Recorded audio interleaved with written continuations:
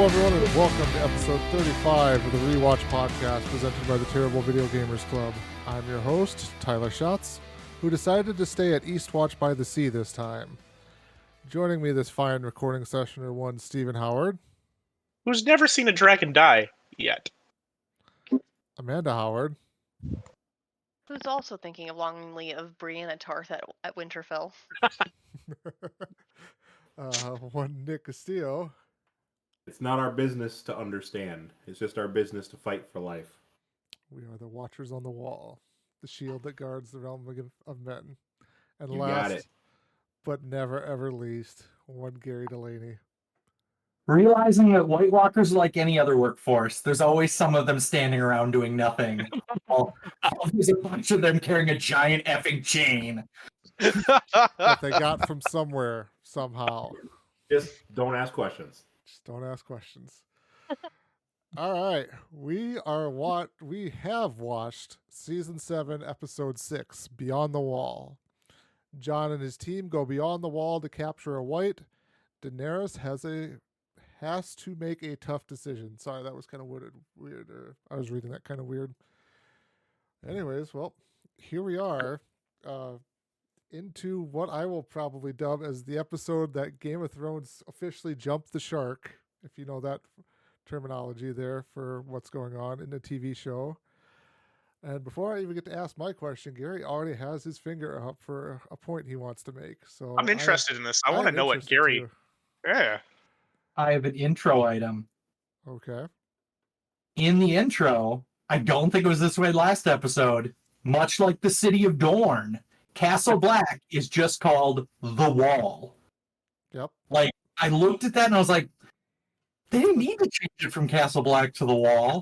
Like, that was not needed at all. Like, it went from Castle Black to Eastwatch by the Sea, but it just says The Wall, and it still does the elevator on the face of it, and it just then it goes to Eastwatch. I was like, I don't think that was needed. Does it call it... I didn't pay too close attention this time. Does it call it The Wall, and then does it call it Eastwatch by the Sea or Eastwatch? Or is it just another structure? Yeah, Eastwatch seemed like it kind of came out of the mountain, like a bunch of... It's a bunch of staircases, basically, raising up to the top. Here, I just moved my thing to it right now as well. Yeah, it's just straight up The Wall. It's, I mean... exactly where you'd have and then is it a little farther? Is it called Eastwatch then, or is it just here's another structure along the wall? It's another structure along the wall. Really? I guess I just... Sure? Oh, no. It zooms out and then you see Eastwatch. So the Eastwatch is separate from the wall, apparently. Are we sure it hasn't been called The Wall the whole time? I don't remember it being called Castle Black specifically. It's been The Wall the whole time. It's never been Castle Black. Yeah. Really? Oh. That's what I thought. Nick actually pays attention. I just assumed it was always Castle Black. So did I, actually. I'm sorry. Drop that hot knowledge on you. There is only The Wall. I'm going to go look back. We can continue on. I'm going to go try to prove Nick wrong. All right. I guess the one question I wanted to start with, so as we kind of talked about, like I said here in the intro, this is the episode where Game of Thrones completely just, by a logical standpoint, the show goes completely off the rails with this one singular episode here. I wanted to talk about, though, the ever-expanding and shrinking party that went north of the wall there. Oh my gosh. So it seems like they zoom out, there's like about 10 or 12 people.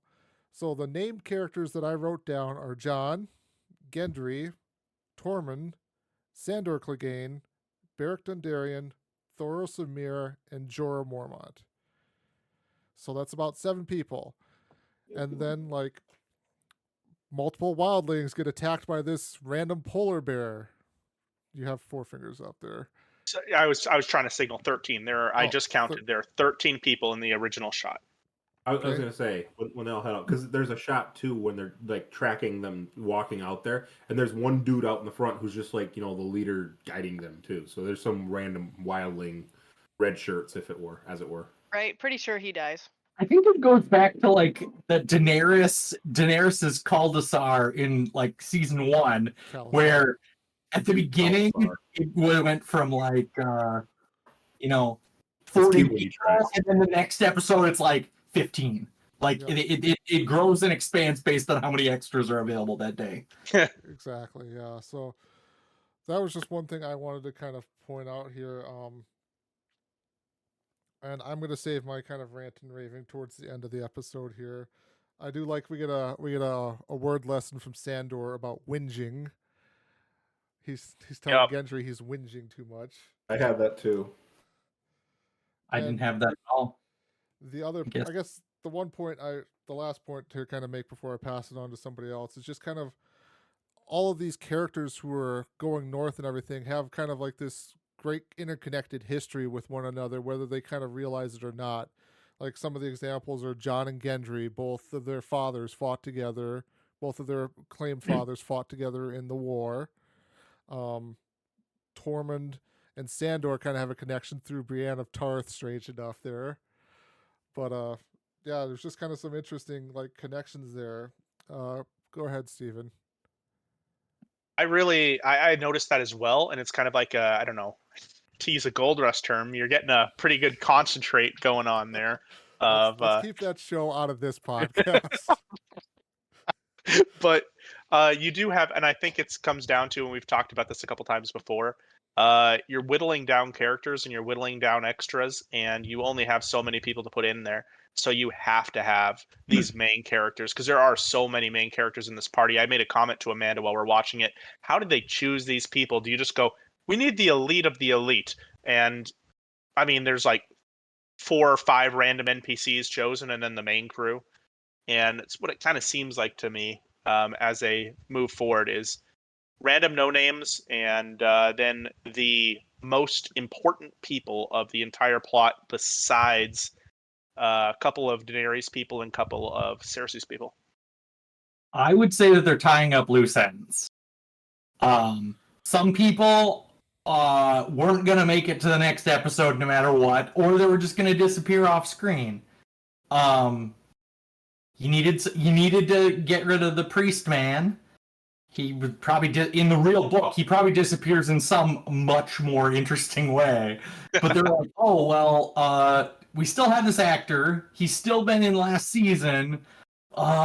We probably should wrap him up somehow to prove that he's dead. Might as well just have him go north and die. Also, they have fire swords, which look very, very good in the snow. That is a true statement. Oh. And I do want to point out. Oh, sorry. They also show Old Town, and no one is in Old Town anymore that we're following. So I thought that was interesting in the intro. In the like the opening credits. In the opening map, they show Old Town, and I was like, no, and they actually show it after the wall, and I was like, no one we know anymore because Sam left Old Town.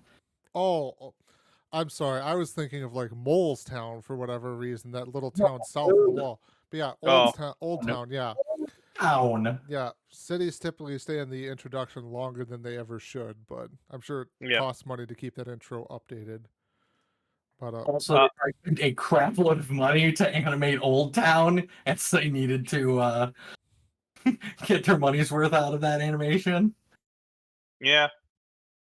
I will say, going back to the point that Tyler had about the people ranging north, and actually to your point as well, Gary, I think it really does show how how the show is going kind of off the ropes in terms of they have to find ways to kill people at this point. They have to make it adventurous. They have to make it heroic. They have to make it amazing. Where you look at the first couple seasons of this, and even the books, I mean, especially the books, I should say, people are going to die from a freaking, beggar stabbing them with a dagger and then it getting infected with dirt. It's going to be the least heroic way of dying possible is how most people die, and how most main characters actually end up dying as well. And I think this is I'm trying to think back a couple episodes. We haven't had a main character die in a while, and I think that this is really starting to show they're trying to figure out how to make a main character die and give him all these props, all these extras. And I don't I think that takes it off the rails. I think the point of what we really liked about the show in this book, going back a little bit, was just how absolutely ordinary death could be for even the most heroic person. Tyler. I was just going to kind of contradict you a little bit. It's not Thoros. I wouldn't classify Thoros as really a main character. He's a main character. He's a known character. Yeah. And then if you wanted to go back a little bit to like Walder Frey was a known character who was recently like at the beginning of him and the Frey family. It was the end of 6. Walder Frey was killed. The start of 7 is when the rest of House Frey was wiped off the map. So it's a lot of like they're not. Yeah, it's basically like we're kind of talking about here. It's like they're wrapping up characters. They're trying to coalesce the plots, bring everything kind of together to kind of make it towards, like I keep harping here, their X amount of hours of story they have left to tell. They've got to kind of wrap it up as quick as they kind of can. Go ahead, Gary. I was gonna say random other things. As soon as it goes away from the intro, it goes to a shot of the map in Storm's End, and that's how they transition to say that you're north of the wall. Is you start in a low shot of that table and you like roll up. I thought it was an interesting choice to say like okay, we're starting the episode. I think kind of cold. Like, where are we at? Okay, why are these people? Who are these people who are frozen? They're north of the wall. Also, the fact that that table somehow miraculously shows quite a bit of distance north of the wall. Like, you can see the wall, and then there's more table after it. I thought that was interesting, too. You're talking about like the detail in the table of like how it shows on the table the wall, and then they keep panning the camera forward, right? Like there's like the table is longer than the wall. But then again, if you were sitting at that table with your roast beef or roast turkey, you wouldn't want to have to set your plate on the wall. You'd need a little dining space on the other side of the wall. Anyway, Nick. That's the one at Dragonstone you're talking about? Is it Dragonstone? Yeah, Dragonstone. It's the great carved table. It's at Dragonstone. I can't. And that's a war map, by the way. You don't set your freaking plate of roast beef on a war map. Correct. Unless you're a king or queen. Fair enough. Then you do whatever you want. It's a faux pas. I will. There's a part 2 where earlier on, Tormund is talking with Jon, and he says the rest of the wildlings are at Hardhome, in the Hardhome, getting prepped for that episode, and Jon's aware of where that's at. It could be that the Rangers who have ranged north of the wall have mapped some areas north of the wall. So there could be that the table references there are some areas north of the wall, like Hardhome, or certain areas that are known, but still it's left very open as well. So just a thought. Maybe that's why it's there. Question for the group that I'm not aware of. These Rangers ranging north of the wall and the construction of this table itself, is it told when this table is constructed? I know you guys have read, what is the book that comes before all this? I don't know. A History of the World of Ice and Fire. Thank you. Does this table exist then? I mean, is this a new table, an old table? I know it's a bit old, but like they've had, the Night's Watch has been there for how many thousands of years? Or 1,000 years or whatever. I think the table was carved as part of Aegon's conquest there of Westeros there. So it's been at Dragonstone basically since Aegon decided to conquer Westeros. Whereas the Night's Watch has been there since presumably kind of the first time the walkers ever came, because that seems to be the point, to me at least, of the wall. There's no reason to keep the wildlings out. That was built to me to contain a much bigger purpose. So presumably they've been ranging north of that for some time. Because they knew where Craster's was, they knew where they knew where the Fist of the First Men was. Like, these were things they knew about long before. Assumedly, Craster is not 1,000 years old. You don't know that. That's a true statement. I do not know that. Conspiracy theory. Conspiracy theory number 1. Craster was actually 3,000 years old when he died. Every wildling is directly descendant of him. Turns out the secret to immortality? Incest. Did you see the number of his wives? It takes some time for a child to grow to adulthood and then keep marrying your daughters. Like, that's quite a few. Oh. How'd you like to be the first daughter in that experience? Like being the elder statesman of incest. Let's get off of this topic here real quickly. Oh boy. So I'm just thinking the conspiracy theory actually has merit, but I'm willing to move on. We'll move on well, if Tyler needs to move on. Yes. I will move on to a different point, and that is getting back to this walk up north. And that's I think there's a lot of getting back to the tying up of loose ends. It seems like every character is at this point telling each other in some way, shape, or form, we need to put our history behind us. There is something bigger going on. And so you got to quit whinging. You got to quit bitching about the past. Anything that happened prior to this doesn't matter. We are here now. It is us now. What happened before doesn't matter. You guys' thoughts? Tyler?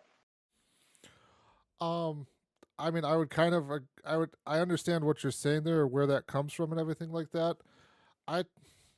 To me, it just, again, I'm trying to save all of my disgust for the episode here a little bit for the end there, but like to me, it kind of just felt more of like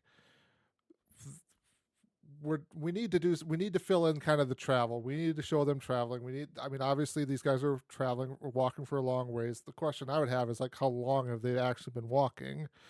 It's a good question. They need to have some interaction. These characters have history with one another, and it's just kind of maybe more of what we'd call fan service for the audience, going of like, oh yeah, that's right, Tormund has a crush on Brienne, whereas Sandor was the one who got his butt kicked by Brienne. Jon and Jorah have a history with Jorah's father, and Jon wanting to present the sword back to him, and Jorah's like, nope, you keep it. The Beric and Jon have a history now because they've both been brought back to life by the Red God there. So it feels like it's more of just fan service kind of. We go to show the audience, hey, look, here's some interesting character interaction. Gary, I guess I'll agree with kind of a mixture of Tyler and Steven, and that is, yeah, some of those things are very much fan service. They have to note that two of these people like had a similar experience of being resurrected, but also I think some of it's just like kind of trying to quickly resolve some conflicts that we know existed that would have inevitably made these people tougher to trust one another. And obviously they just need to pass the time when they're walking. Like, I'm sure it's a real boring journey, and a lot of them understand that they don't know if they're a red shirt in the situation or not. So they're probably just trying to tell their story or, kind of talk through the fear. Steven? That's actually pretty interesting because I kind of disagree with both of you on that. And I do agree, though, that I wish I had some semblance of how long this journey takes, because I don't remember how long that first range took. I feel like it was a couple months, but I don't remember entirely. When you say the first range, are you talking about when like Gior Mormont took the Night's Watch north? I do. Yes, you're right. You're right. Okay. So to be more exact, yes, that one. But I really do think this is a attempt of the show to. I feel like it's trying to be not so much heavy-handed, but it's trying to do a. I don't want to say this. Everyone is starting to realize that there's something more important. And I think they're going to try to contrast that with other characters who can't realize that there is something more important than their petty grievances that extended from behind. Who knows what those petty grievances happen to be. But all these characters understand at this point in time there is one fight, and that is the fight for the living. And that's kind of, I think they're trying to put them all on the same page and trying to show that they are all getting on the same page. I understand there's definitely fan service and there's definitely filler, but I do think there is some sort of reasoning behind it. Gary. I guess maybe a point of clarification, which is that I think it maybe covered at the end of the last episode, but there was a point about halfway through this walk in the north where I was like, why are all these people doing this again? And I was like, I think Jon's looking for a White Walker, but I think the fire eaters are just literally just like, hey, we saw a mountain in a vision. We're gonna go north of the wall. Like their mission. So one of them, their mission is to bring back a White Walker to show people in the South, and the rest of them are just like, we're on a vision quest. Well, it's their vision brought them to that point in time. There, they knew there was something larger going on with that vision. Yeah, but I feel like that they're it didn't make it wasn't yeah. And as for like, I think going back, I thought of that because you guys went back to the point of how long would it take them to walk. Presumably, the White Walkers are coming south further than where they were when they met um, in earlier seasons, how far north the Night's Watch went north. So I can believe that there may be a 2 days journey into the north, and then they run into the White Walkers. Like that's how my suspension of disbelief is they're just not as far north as the Children of the Forest or whatever. I Nick? mean, the armies of the undead are coming down to them, and they're coming up to them, so that stands to reason, correct? Sorry. You're fine. Nick. I'm still stuck over here reading a book on when the Great Painted Table was done. Tyler, what's your next question? I was going to say it's 50 foot long, carved from a single slab of wood. It highlights all the rivers, lakes, and lands known in Westeros. Carved at the time around Aegon's youth. The conquest, he was born in 27 BC, and BC means before conquest in the time date. So sometime between when he was born, because it says at Lord Aegon's command, so sometime between 27 when he was born to when the conquest actually happened. So sometime in those 20 years there. But yeah, it's 50 foot long, so it's got plenty of room to highlight that. Wait, that was carved out of wood? That wasn't carved out of stone? Oh, wood. How did that last that long? Just like my Magical. Jesus Christ, Gary. Terrible human being. Carved and decorated at Lord Aegon's command, a massive slab of wood, some 50 foot long, carved in the shape of Westeros and painted. Maybe it's only used for war tables and not for dinner tables. Doesn't make any sense why it would exist still for me. None of Gary's roast beef is allowed.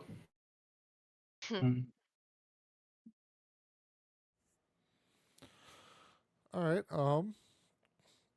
I guess Steven, did you want to take this next topic there? Sure. We covered one of mine, and what that was the. I believe that the group was kind of bonding, and they were kind of making a point of showing it all bonding. I don't know how we want to actually handle this. Do we want to wait on the last scene for the last topic, or do we want to just start hitting on that right away? I mean, if we want to, we can. My big discussion is just gonna be over on the episode as a whole, as it compares to basically what or Game of Thrones in general. There, pretty much. So, if you guys, I'm just curious. I'm not going to disagree with you, probably, but I just was curious how you referenced it as jumping the shark. Like, what part puts you over the top? Okay. Yeah. My only comment in what? Sorry, go ahead, Steven. No, what I was going to say then. So, my next topic then will be the how Daenerys, and maybe it's meant to do this. Her first conversation in this episode is with Tyrion about how she hates heroes. All her lovers have been heroes, and how they're all just stupid because the line between heroism and stupidity is very thin. At the end of this episode, though, what does she do? She goes and she becomes a hero, and that's what she's going to do. And this is from a Daenerys hater. She does go and do the heroic thing, and she goes to save them. Was she right? Which version of her was she right on? And I guess my second part of that question is, does she go and play the hero specifically kind of as everyone else has got to do it, I should be able to do this as well, like a kind of a want to be that person that doesn't have to look out for her own health. If she dies, she dies. She doesn't have to worry about it.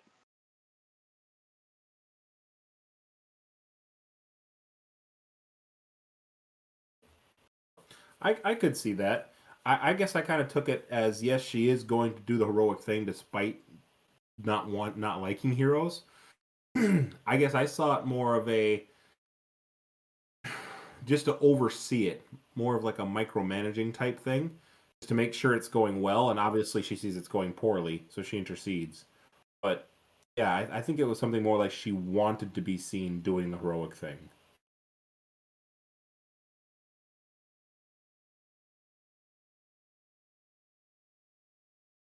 I can see like honestly, I agreed, Steven, because when we were watching this together, you specifically pointed it out, and I was like, I get what you mean. She is being the hero there, and yet like I admired her for going, and I know she specifically had wanted to not stay on Dragonstone, but for all the doubting she did of John when he first showed up, when he called, she went to help, and I admire that she actually went to go do it.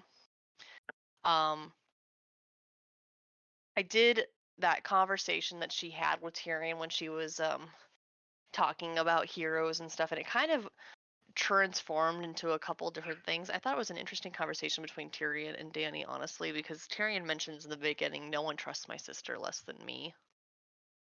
But also, I did note that Dany went on to say, I don't trust Lannister promises except yours, but then like a minute later made some snide comment about how Tyrion could be forgiven for thinking he's on his family side.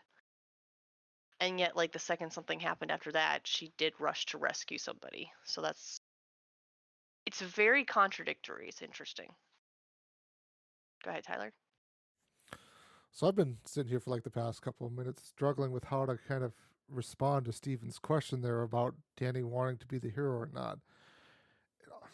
It almost felt like she wanted to prove that she could lead or be part of the solution there, that these people need help. She wants to show that she can help and everything like that. But like, I do get what you're saying though, Stephen. Of like, is she doing this just to be the hero, essentially, beat her chest and be the hero, or is she doing this because she really wants? It's basically because she really wants to, right? That's kind of the point you're. Yes, that's exactly what I was getting at. Okay, so I'm still struggling with kind of how to kind of completely respond to it, but I think it's coming from more of a place, and again, this is the way the show is trying to show us. It's coming from a place more of Dany wanting to help people because that's what she feels she's doing. She's helping everybody in her own way. So these people are north of the wall. They are stuck. They are surrounded. They are in trouble. Dany is the only one who can go ride in and save them, basically. She is trying to then help them in this way. And she understands that she's putting herself in danger by doing this, but again, nobody else can really do it but her. And I don't mean that in like the negative way of like, Dany is the hero who can only do this. It's really logically Dany is the only one who could make it there in time to save them. Amanda.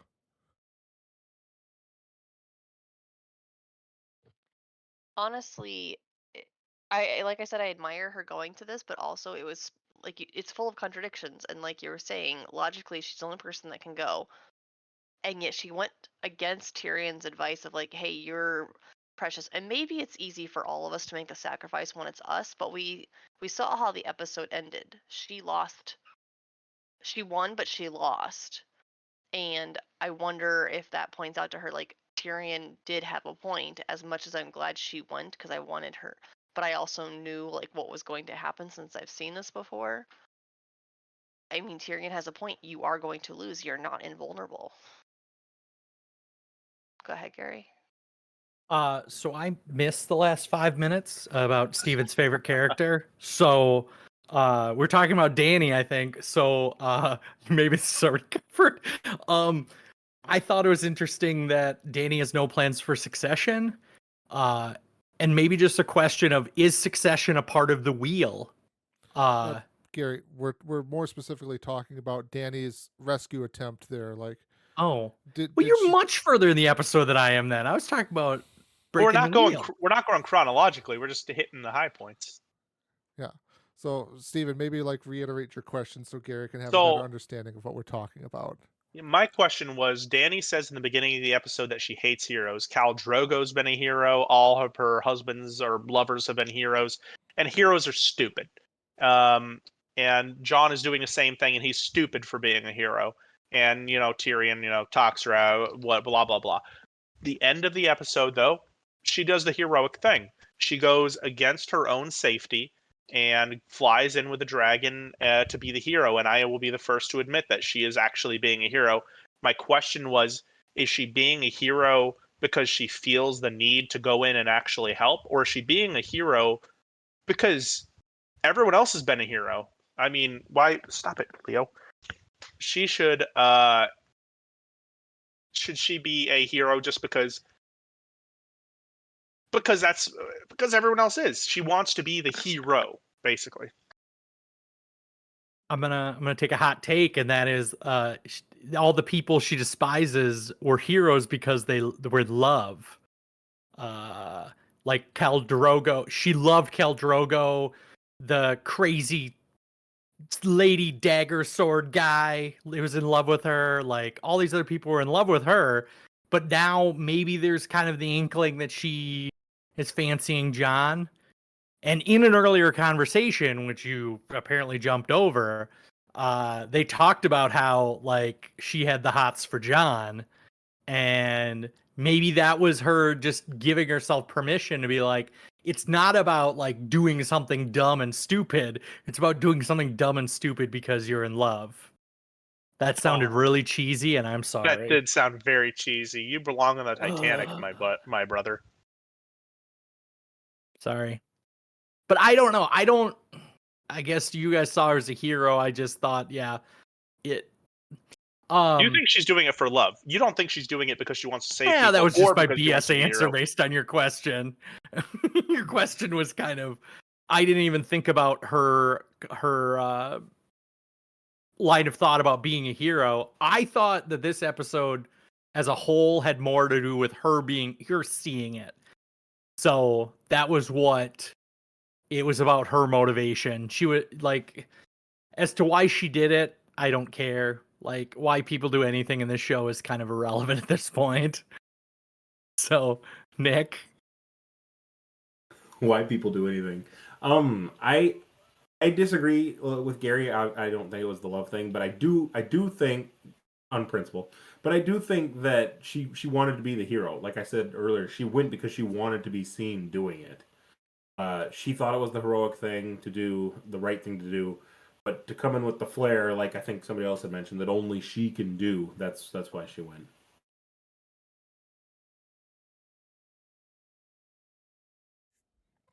All right, and then I guess I will lead off with one last question. That is what Gary was actually talking about before, and that's Tyrion brings up that Daenerys doesn't have a long-term plan, a idea for succession, an idea for ruling her empire after she has perished. And even though she wants to put herself in danger in all these fights, she has no conception of how to keep it going.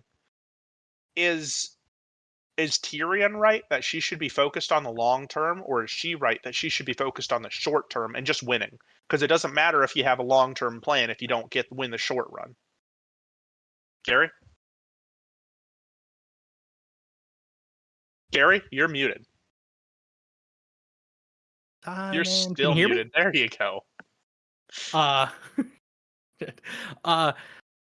Before I realized that you guys on a completely different Dany conversation, I was asking about this, and that was, I think that Dany sees the line of succession as the wheel, is part of the wheel that she needs to destroy. Like, because she has no family, and children and family. Steven seems shocked. Why is Steven shocked? Steven's shocked because Amanda let the baby out. Sorry. Make it sound like a stray dog. Sorry, that was quite a face. Oh, I'm so Gary, don't let it distracted by that. derail you. Tell us your thoughts. Oh, okay. Anyway, She doesn't have any family, so the idea of children or who's gonna rule after her, like she just cares about her dragons at this point. So she doesn't really care. She just, I think there's a little bit of vengeance because she was mad that her whole family was actually destroyed in the search for power. So, and not burning people alive, but Amanda. I'm to specifically address Steven's mention about Tyrion and like, is this a I don't remember how he worded it. Is he in the right here to worry about? Absolutely. Every succession, every succession needs to be established. However, and I'm gonna pull a history card here, Gary. I'm sorry if you need to be prepared for your boo history. But Elizabeth I of England often was pushed also for a successor because she was unmarried, a woman, and had no children. And she would, when pushed, would mention at one point, people always worship the rising sun rather than the setting. She didn't want to be displaced. She didn't want to be overlooked. And I get it. I find that interesting historical precedent. And George R. R. Martin did base some of this inspiration off of the Wars of the Roses, which Elizabeth I is a little bit after, but I did find that an interesting callback because most rulers that don't have a direct successor extremely resented being pushed for one, possibly because they don't have a solution, possibly because they don't want to be overruled, and possibly because what are they going to do about it? Go ahead, Tyler. Sorry, it's actually Nick. Go for it, Nick. I was just going to chime in really quick and say I'm surprised to hear a thought about her not having a successor as well. I think it would be good to have a plan at least that this is who I'm going to send off after I'm here. But I mean, then again, she's young. She's completely immune to fire, so she is supernatural in a sense that the Valerians are seen as more of a powerful race of beings. So it could be that she just doesn't see she needs one. Kind of to Amanda's comment about the history side of it, she doesn't see that she needs one. She may think that she gets to live longer, or in the position of power she's in, she's less concerned about her mortality, which may be why she doesn't see flying off into danger as such a bad thing, like Tyrion says it is. I just feel like to Gary's point too, though, like she does see her dragons as her children, and so maybe in that sense she feels like her dragons will live a lot longer because they will. Like it's obvious they are her kids to her, but it just seems weird to me in general that she doesn't have a thought that she is mortal in a certain sense. So it's interesting to hear how it's discussed and also in the show. Sorry, go to. So I'll probably build off Nick's point just a little bit. It's kind of it feels like it's kind of a combination of both of your points there, Stephen. So to build off Nick's point a little bit, she is young. We're all young. We feel invincible. We feel like nothing can touch us and bother us or everything like that. But also too, and we've touched on this a couple of times, like Tyrion is her first advisor that's more of like the political advisor, more of the thinking strategy of like the political side there. So he has the understanding of, okay, we need to start preparing, after the war's done, like what do we do next, and then like who's the line of succession, stuff like that. That's all stuff Tyrion is that's his kind of area of expertise to be thinking about of what comes next in these situations here. So I think it's like a combination of Tyrion should be trying to plant this idea in Dany's head that this is something we need to think about, but Dany is kind of, it's not something she wants to be thinking about right now. Her mindset is probably just focused on we need to win first here. So Gary? I was gonna say like the wheel or the current view of the monarchy is a lot about great houses and great families, and that greatness and royalty should be kept in a great house like the Targaryens or the Lannisters or the Starks, and I don't think she really believes in that. I that's what I wrote down as a note, is like that's really the idea of like succession by birth, is that your family is great so you will be great. Steven? You're muted. That's when it happens to you. Ow, ow, that hurts. That hurts being told that I've been muted by Gary. And I was muted because my wife let a baby escape. But anyways, the baby was coming to me again. But anyways, what I was going to say is, shouldn't Dany have had, though, the best tutors that money could buy over on the continent? I was pretty sure she had, didn't she? She had her brother. She may have had a tutor. They were Did you- on the run constantly. Read the book, Stephen. I was pretty sure she actually had tutors, though. I mean, she may have had tutors in Pentos, but I mean, like, That's what I meant. who knows, like, what that really entailed? Of like, she knows High Valyrian very well and all of that stuff. She knows some of her family history, but not that much. So I mean, and I'm sure like a lot of the ruling theory and everything like that, the the people in power went more to her brother, that kind of teaching and stuff like that, because he was the Well, male heir.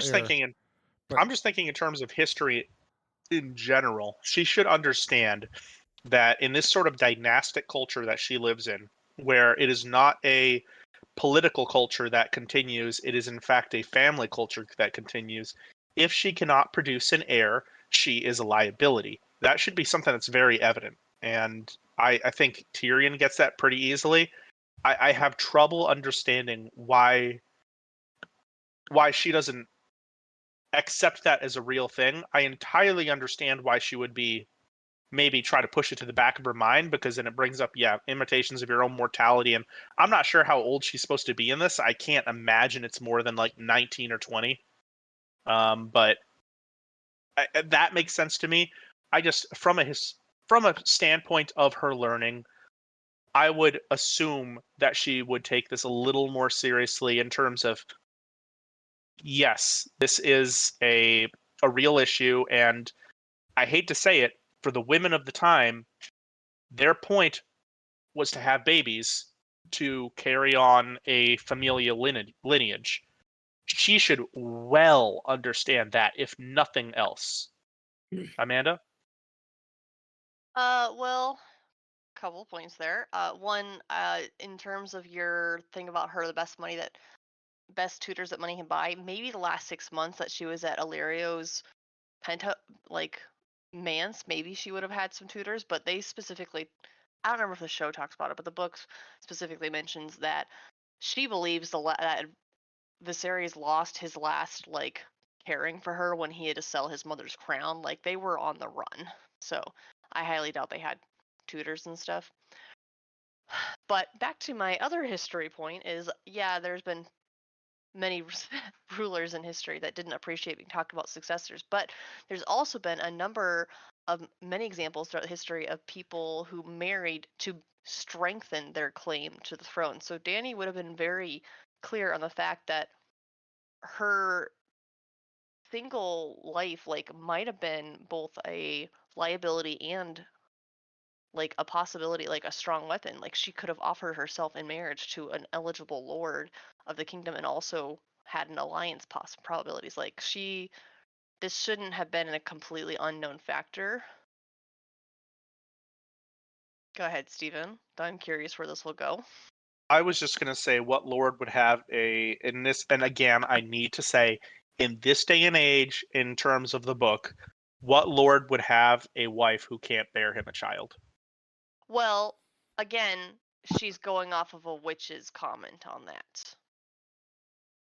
Doesn't Jon say that to her at one point? Like, you were told that by her. Like, why are you trusting that? That might be later. Sorry.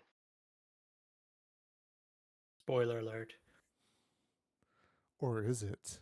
Dun Dun dun dun. All right. Was that everything then for you, Stephen? Yeah, if we have anything else, I'll catch up at the end. Okay. Nick, let's get some points from you out.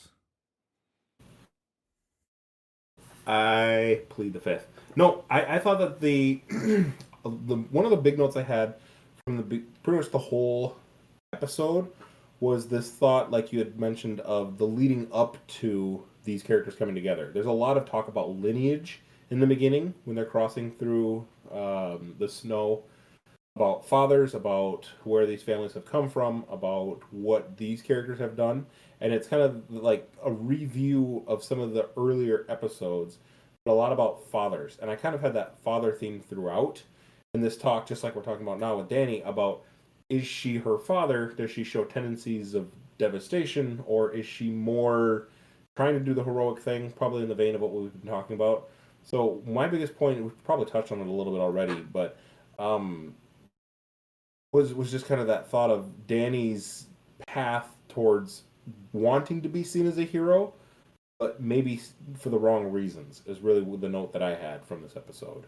I didn't really think that what she was doing was the noblest of actions. I saw it as something more as vain, in conceit, that she wanted to be seen as the person who came to the rescue.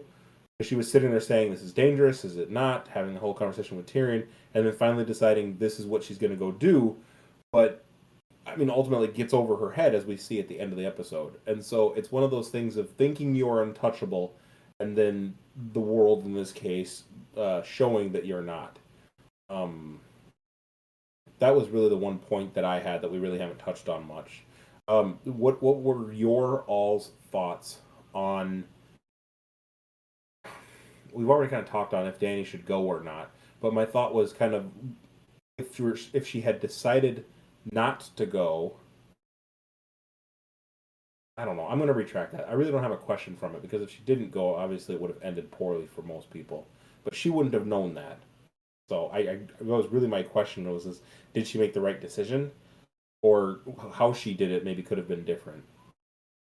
Well, I will say real quick, just to, I don't know, backtrack on your question a bit. I don't think that's an absurd question by any means.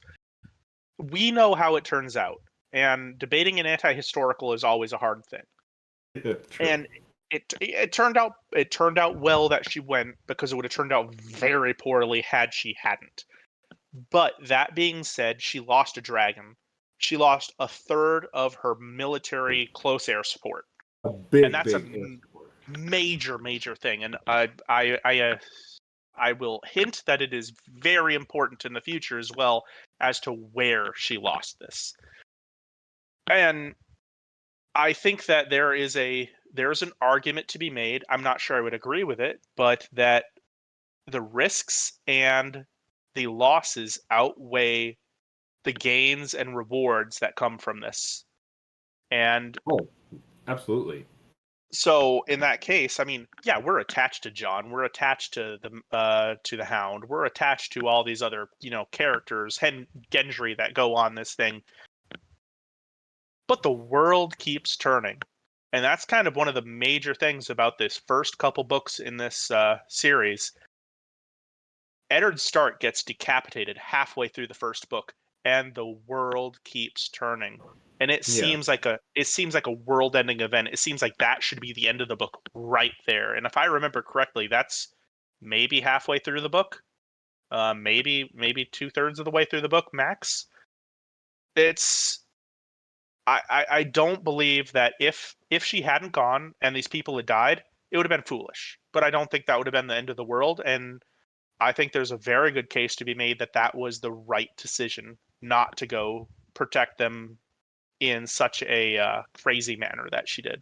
Not even crazy manner. It wasn't crazy.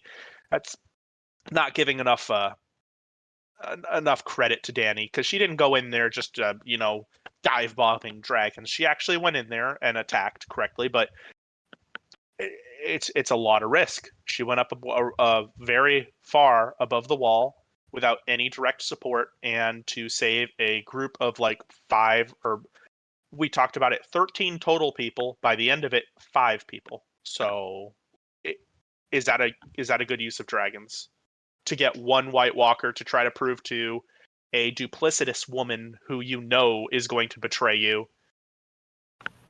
Is that a good use of resources? Like, I kind of see that,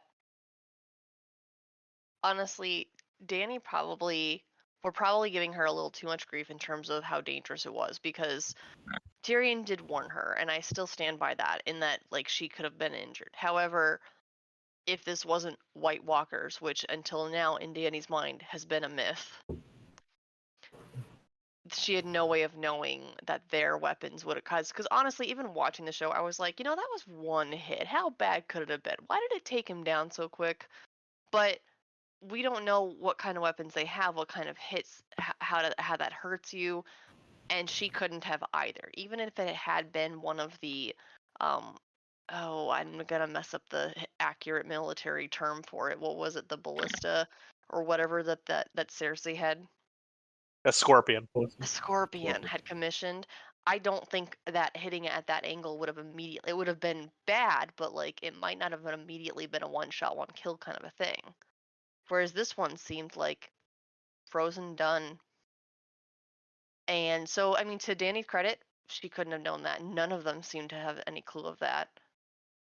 But like I said, Tyrion warned her there was dangers, and I wonder if in her head she's like, all the other times that she told Tyrion, hey, you told me to do this, I did it, and look, I still partially lost. Well, maybe he was keeping you from a bigger loss.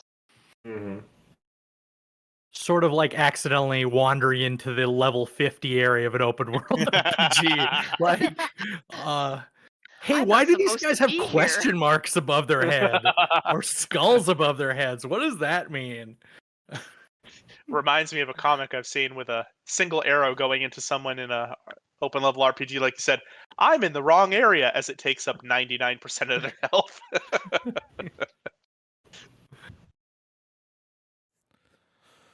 That was really my only question. I agree with all those points too. Yeah. That's it. Okay.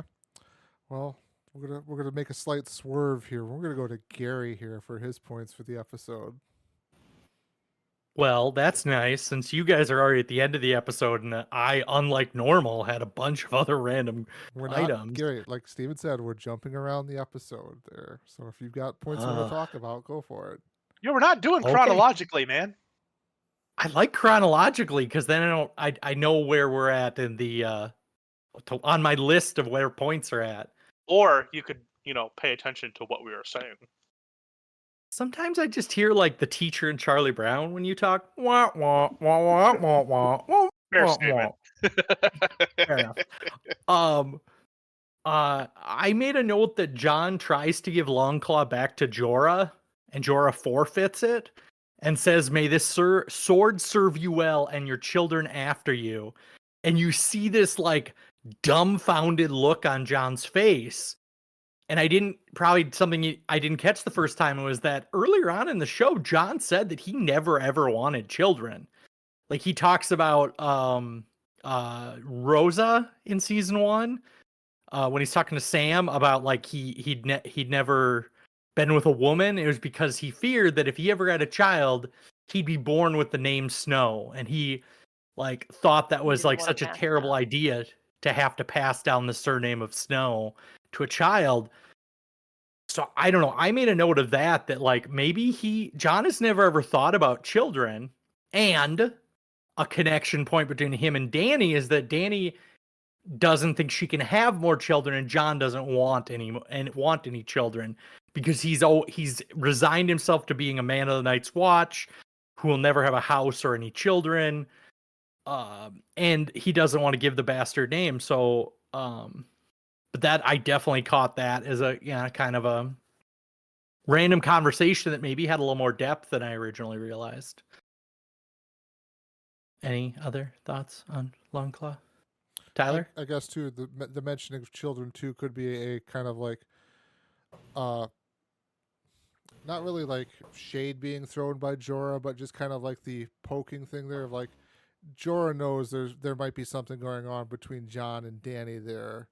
So that could kind of be the poke there too of like, yeah, I know you're into her. Jorah's only been there for like a couple days. But I mean, so I don't really think he's got a deeper understanding of who Jon is. But he's seen Jon and Dany interact with one another though to kind of see that there might be some sparks between the two of them. I agree. I feel like he's a little bit of the jealous sort, so I feel like he'd be quick to notice that comfort level, that kind of not vibe, but yeah, working between them. I did have that noted down too. Like, I feel like Jorah's gotten either know or suspect. So I was like, are you giving them your blessing? I don't know. Does Jorah recognize that he was in the wrong? I mean, he's now gone through an awful lot. He's had the stone, the sickness, and he's come Grayscale? close to death. Yeah, grayscale. Thank you. Down with So the sickness. maybe that gives it a bit of perspective, but Nick. I had that same point too about Longclaw. Just the thought that he could reclaim it. He could say that he's now the heir to House Mormont and start glorifying himself. But I think that this is a more humbled Jorah after having the grayscale, like Amanda said, and going through being a slave for a bit with Tyrion. He feels like he's going to try and maybe get back in Daenerys' good graces with a better, more gracious venue, or I don't know, the words are failing me right now. But I think that too, maybe even if not the relationship between Jon and Dany or sensing those sparks, Jon is just a ruggedly good-looking dude. Like, I mean, just the vibe around him is that he's got a good stance, he knows himself. Clearly, Jorah has probably heard of his battle prowess.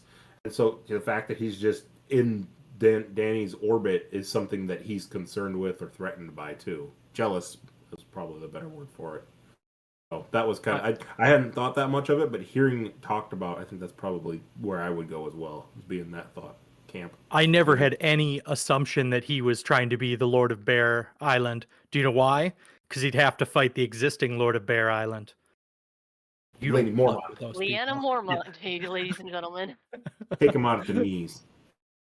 Insert meme of Lady Mormont growling from the sidelines. Giving the stink eye. Yes. Stink eye.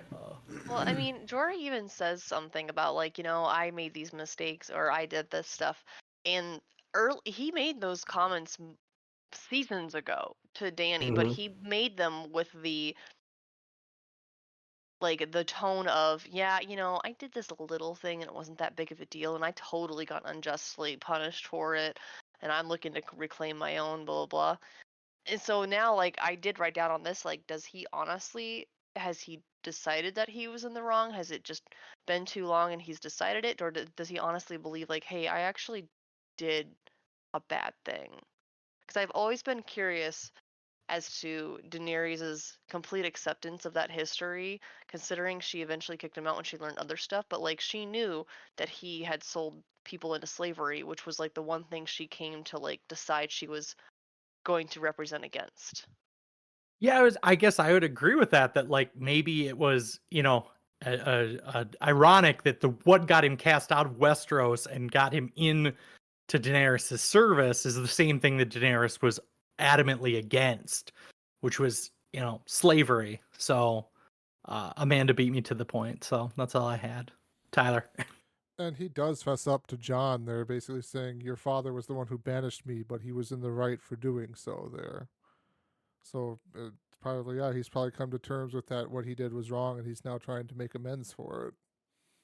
Didn't make him hate him any less, though. And I guess I'm guessing that I see what you did there. I wasn't listening to Nick. Sorry. Story of Nick's life. And maybe throughout his experience with Dany, he realized like it wasn't just punishing these people by selling him into slavery.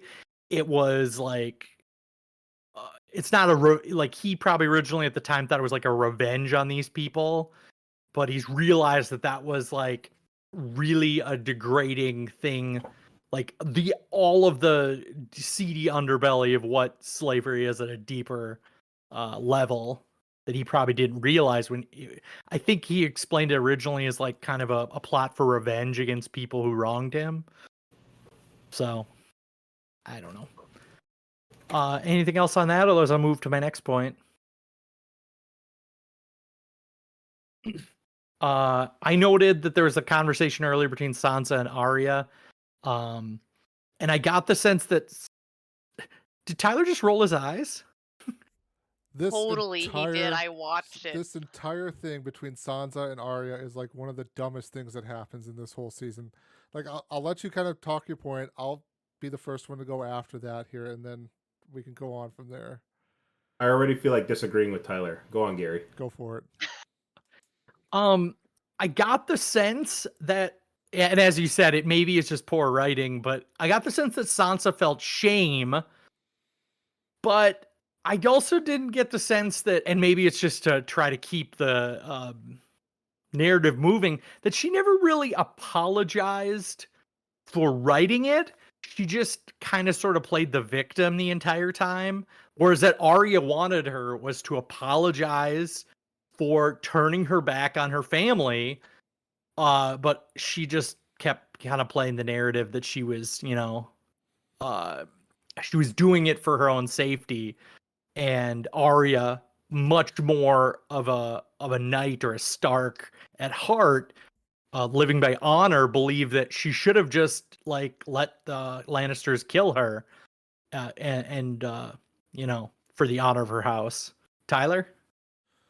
So if you write this entire kind of like I call it a little tiff, but it's basically the disagreement between Arya and Sansa. If you wrote down the plot points on paper, this would make total sense because Arya and Sansa haven't seen each other since basically Arya saw Sansa standing up when their father got beheaded. That was the last time Arya saw Sansa. The last time Sansa probably interacted with Arya was at some point in time in the castle. So in the early seasons we saw they never really got along very well, as two sisters probably would, kind of to an extent here. And maybe that's an overgeneralization.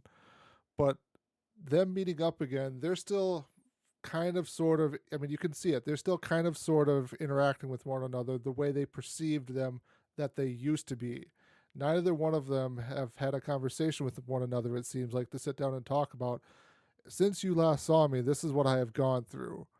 So the problem, like with this whole thing to begin with, is they just kind of rush through this. They make it a plot point of basically something to do to keep everybody busy up north of the wall there, while Jon is off gallivanting south of the world and then back up north of the wall there. So it's just so poor, to use Gary's thing. It's poor writing here because, and maybe not necessarily poor writing, but it's just so condensed from what it should have been. It should have been a more fleshed out thing. Because then you have Arya, and they talk about this at the end of the episode, because I went back and watched that again here. When the two writers sit down and talk, because I like to torture myself. But anyways, they talk about how like Arya had been training and just being this master assassin, this stealthy person. Now she's going up against Littlefinger, who is supposedly better at sneaking and manipulating and things like that. So he knows that Arya is following him around and stuff like that. So he gradually leads Arya to discovering the note eventually in the last episode. And then he pushes Sansa along in the discussion that he has with her in this episode here to kind of try to plant the seed of doubt that Arya is maybe more dangerous to Sansa than she really is. And the big problem here is like Sansa shouldn't trust Littlefinger. She said it multiple times that she doesn't trust Littlefinger. Why is she going back to talk to Littlefinger? She had Brienne there, but then she sent Brienne off. They have Bran back, and they know something is really going on with Bran, who's a lot different than he was. So can they not sit down and have a conversation with Bran?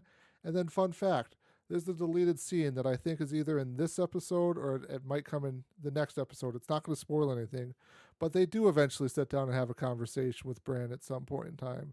So like this whole argument is just so dumb, basically, the way it's presented, because it could have been, had they stretched out the season more into longer, they could have filled in depth and stuff like that, the missing parts to it all. But it's such a rushed through thing here. Basically, it seems like it's just to keep everybody north of the wall busy, or everybody in the north busy.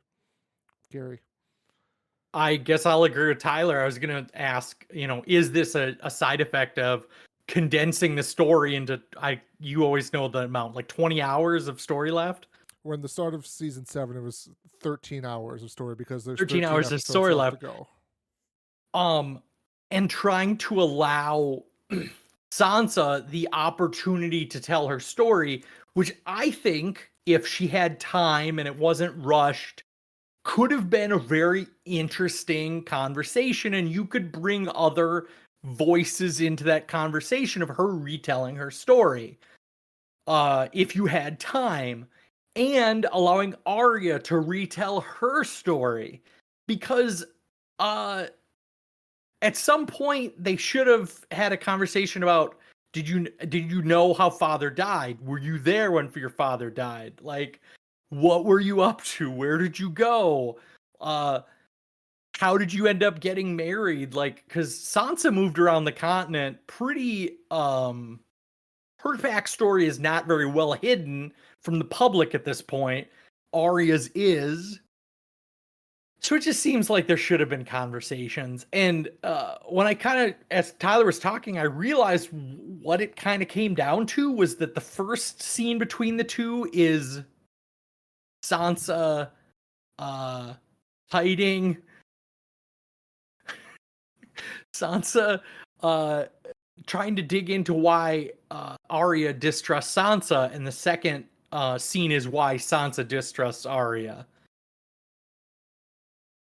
That was all I had on that. Arya and Sansa. Oh, Amanda had something else. She talked so long that she put down her finger. Sorry. I was so struck by your amazing thoughts, Gary. Just distracted me. Thanks. Thanks. No, honestly, Tyler, I'm a little bit revealed to hear that there's more, because on the rewatch, I still disliked these interactions, and I know it's just because I want them to get along, but I was trying to be objective when I was watching it and being like, because at the very beginning, Sansa's listening to Arya and they're talking about a good memory and Sansa's smiling, and then all of a sudden Arya goes to, and it was your help that helps kill them. And the shock on Sansa's face was like, what? What'd you say? And she would just point out that Arya also didn't save them. And I was trying to decide here if we're meant to believe that Arya really thinks this, or if she's investigating, or if she's just throwing stuff at the wind from frustration, anger, or the fact that they haven't seemed to have sat down. I would have really liked to see that deleted scene if they actually sat down with Bran and talked about that. Tyler? I will say too, like in this episode, Arya does really come across as very hostile, very aggressive towards anything that Sansa does. But I do like Gary. You made a great, excellent point. Had they maybe taken this out, and who knows if what this will be in the books or whatever, but had they taken this stuff out of the show and maybe used some episodes for those two to sit down and have a conversation with one another, that would have been fantastic there. I think that would have been actually a lot more of a character building thing for two sisters who haven't seen each other. They did not really get along very well together before, to sit down and have a conversation with one another of like, this is what happened to me since you last saw me. And Arya, this is what happened to me since you last saw me. Would have been much more better off, I think, than what we got. But I think also, too, this is written in a way to kind of, again, move characters around and put stuff together and end certain plot points and stuff like that with certain characters, possibly. Suspense, excitement. Also, I think it's Happiness? written in such a way that instead of not trusting no one should trust Littlefinger. It's that Arya and Sansa distrust each other as much as everyone should distrust Littlefinger. Like, that is the level of distrust they have for one another. I don't know. Poor writing. Whatever. Nick. I was just going to say that, yeah, leaving it simply without that scene, having not seen that scene myself, but leaving it just as the fact that Sansa says, you wouldn't have survived what I survived. Arya's like, I don't know, I can imagine a lot. Still doesn't really paint the depth of depravity that, you know, these two characters have been through in the story arcs that they've seen. So it's, yeah, you can imagine it, but actually painting the gruesome detail, I think would have really helped them understand each other better. So yeah, I'm behind that thought, Tyler. So I both agree and disagree. First, I will say David, sir. that, yeah, I know. I'm sorry. Equivocation. Wait. Who do you agree with and who do you disagree with? Yes. Anyways. You gotta start your statement by that. So I think that it would be nicer to have a more fleshed out long-term conversation about this. And I don't think this should be something that they just sit down once and talk about. I think that it would be better off if they had multiple conversations over the course of several episodes or chapters, if you're in a book, and kind of flesh that out. I think that would make a lot more sense. That being said, if you're going to have to condense it down to one conversation, 100% anger is going to cut off conversations and make them absolutely stupid. I mean, if you're going to go for the kind of the realism sort of aspect, people that have conversations when they're angry are absolutely idiots. And I could see that this sort of conversation, if Arya's really that angry, yeah, she's being a moron. And that makes sense, honestly. That all being said, I find it very hard to believe that Arya is being tricked so well throughout this entire time. It seems that the writers are just making her naive to make her naive. Because, and again, Arya is also not one of my favorite characters because I think she gets kind of be boring. But that said, she is the ultimate assassin, and she should be able to, like, I think it was last episode, when she goes into Littlefinger's room and finds that note and walks out, and Littlefinger creeps out of the corner and just like, ha ha ha ha ha. Like, fucking a master assassin would know that happened. And they would say, hey, what is up with this? So it's, I don't know, it seems rushed. It seems like they're trying to make a point, and to that extent, Littlefinger was not right, and Tyler and Gary were semi-right. Fair enough. Wait, what was I right? Oh, I wasn't listening to you. Continue. Wowza. I'm thrown by that. Lost my whole train of thought. I'm not. I'm used to it, Gary. Go ahead. If it makes you feel any better, I wasn't listening to you because I was putting to bed your child, so. Oh. And I guess we talked about like how this could have been done better for better character development. And honestly, the more we talked about, the more I realized that they actually destroyed some character development. They like simplified down the characters into a much dumber version of themselves to have this scene.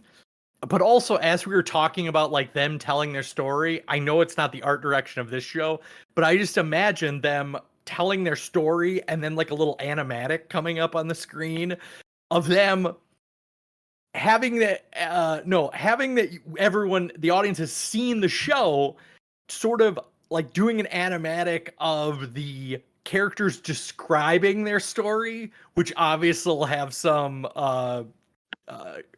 artistic license added. So that's what I kept on thinking about, like this like very cartoony animatic of like Arya telling her story and Sansa telling her story. But just a very cartoony version, because that would have been better than what we got. Nick? I saw. I'm with you all. I think that this does seem forced. Devil's Advocate, I kind of was looking at it in the sense that there's probably a blind spot between these two characters because they do dislike each other. And so, as Devil's Advocate, I agree with you all, but as Devil's Advocate, if it was played out in a little bit more depth, I think like Tyler was saying, would this have been something you would have bought, or do you still think it was unnecessary? No, I think it could have been easily. Real sorry, I jumped in front of everyone there. I do definitely think this is something that could have been bought if you built into it, if you wrote into it. This could have been a very kind of deceitful and powerful story of exactly how conniving Littlefinger could be, exactly how mistrustful the two sisters are, exactly how tenuous the situation is where they are, and they 13 hours.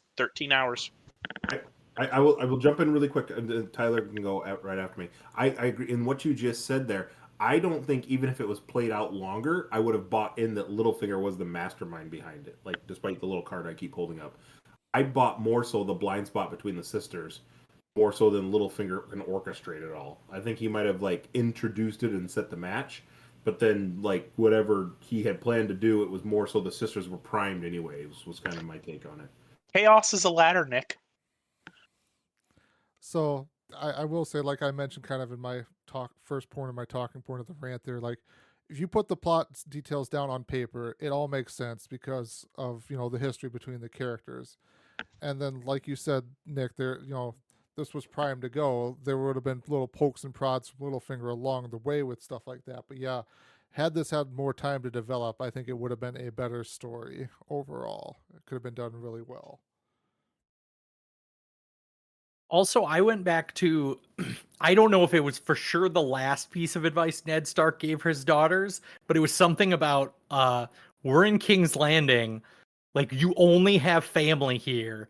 You need to stick together because that was the last sort of it might have been one of the last couple episodes where like they were fighting and he's like, "Hey," and this was as he was uncovering the plot against like the truth in King's Landing is that Ned said, "You guys are family. You have to stick together because no one in King's Landing has our back.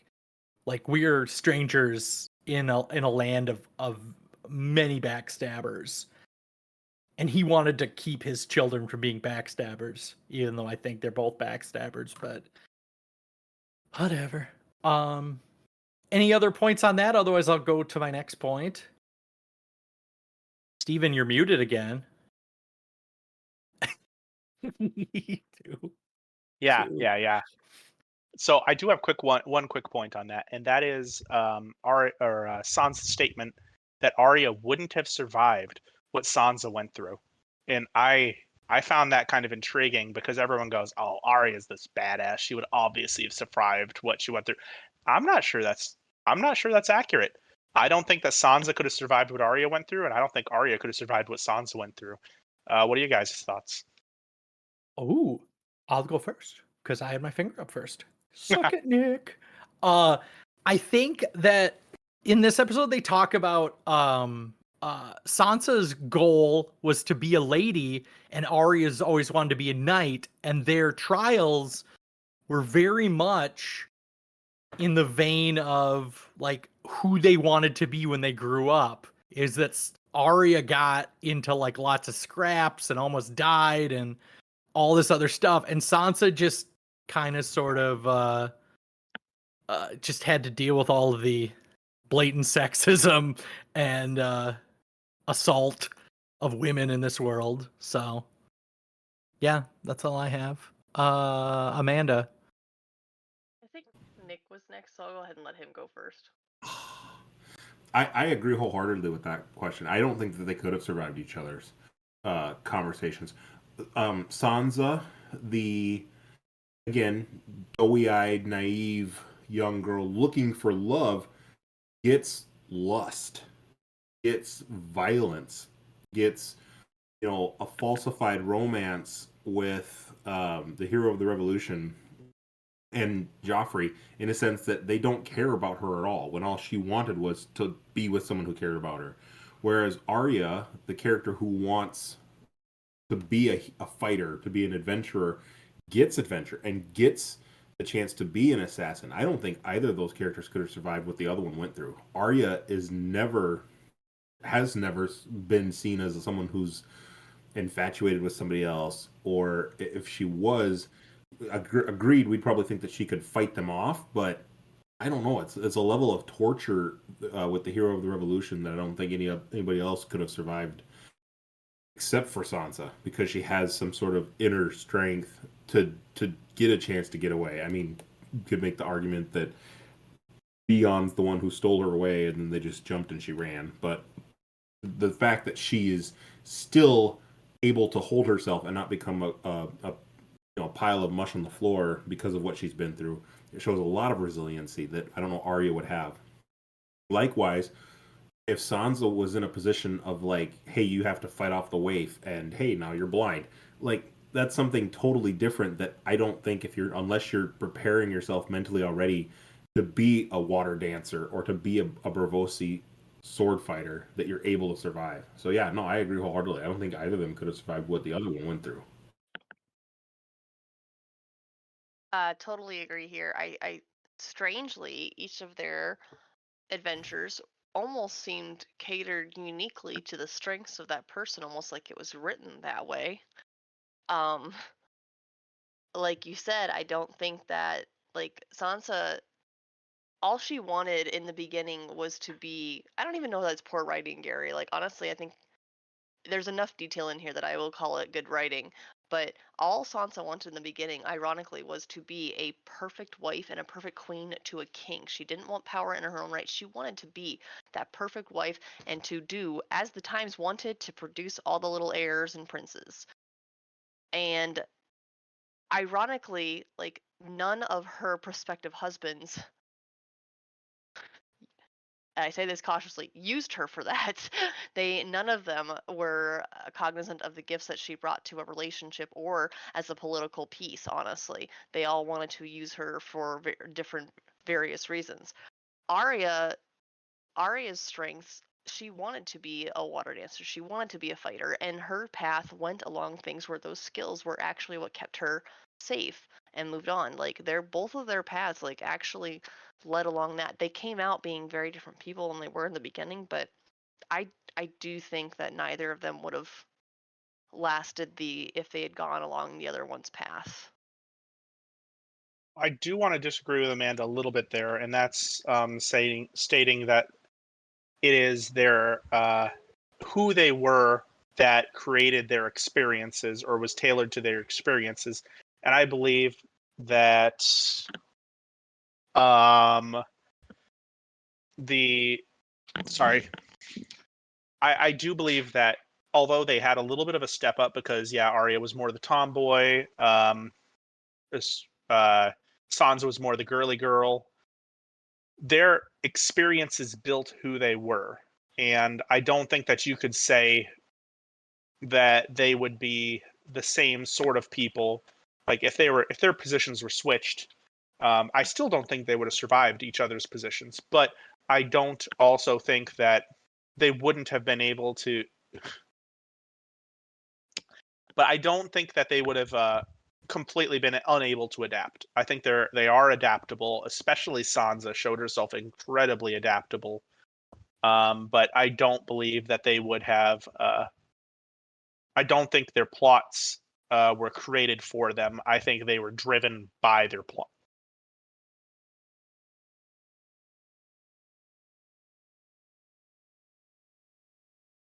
And Tyler, I know because you weren't here for it. The question that I had posed to the group was, do you think that Sansa could have survived Arya's experience, and do you think Arya could have survived Sansa's experience? I gotta jump in here with a little thing for Steven, since he said he didn't agree with me that their plots were thing. Steven, like, conspiracy theory here. You don't believe their plots were written for them by some unknown spirit that was able to write their stories across many books as if catering to some unknown audience? Lord of Light. The Lord of Light. So, just throwing that out there. All right. I really don't have much to add to it there. I think you guys covered pretty much about anything I would have said, really. So, was that your point still, Gary, there, or your initial questioning? Yeah, it was my Hey, initial questioning. Do you want to jump to somebody else? initially. Otherwise, I have more questions. If you got more, go. We see the miraculous flaming swords again, and I think I've asked this question more than once. Is this magic or is this oil?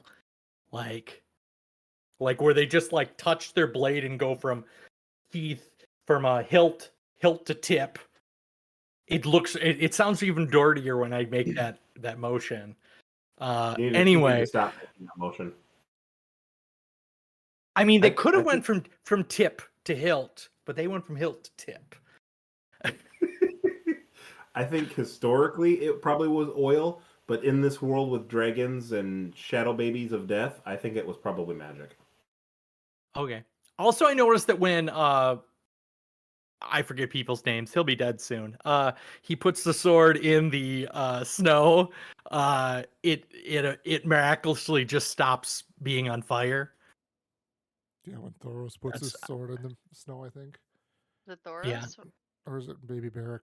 Maybe it's. I don't know. One of them put their sword It's in the Beric, snow. yeah. I can see it. Yeah.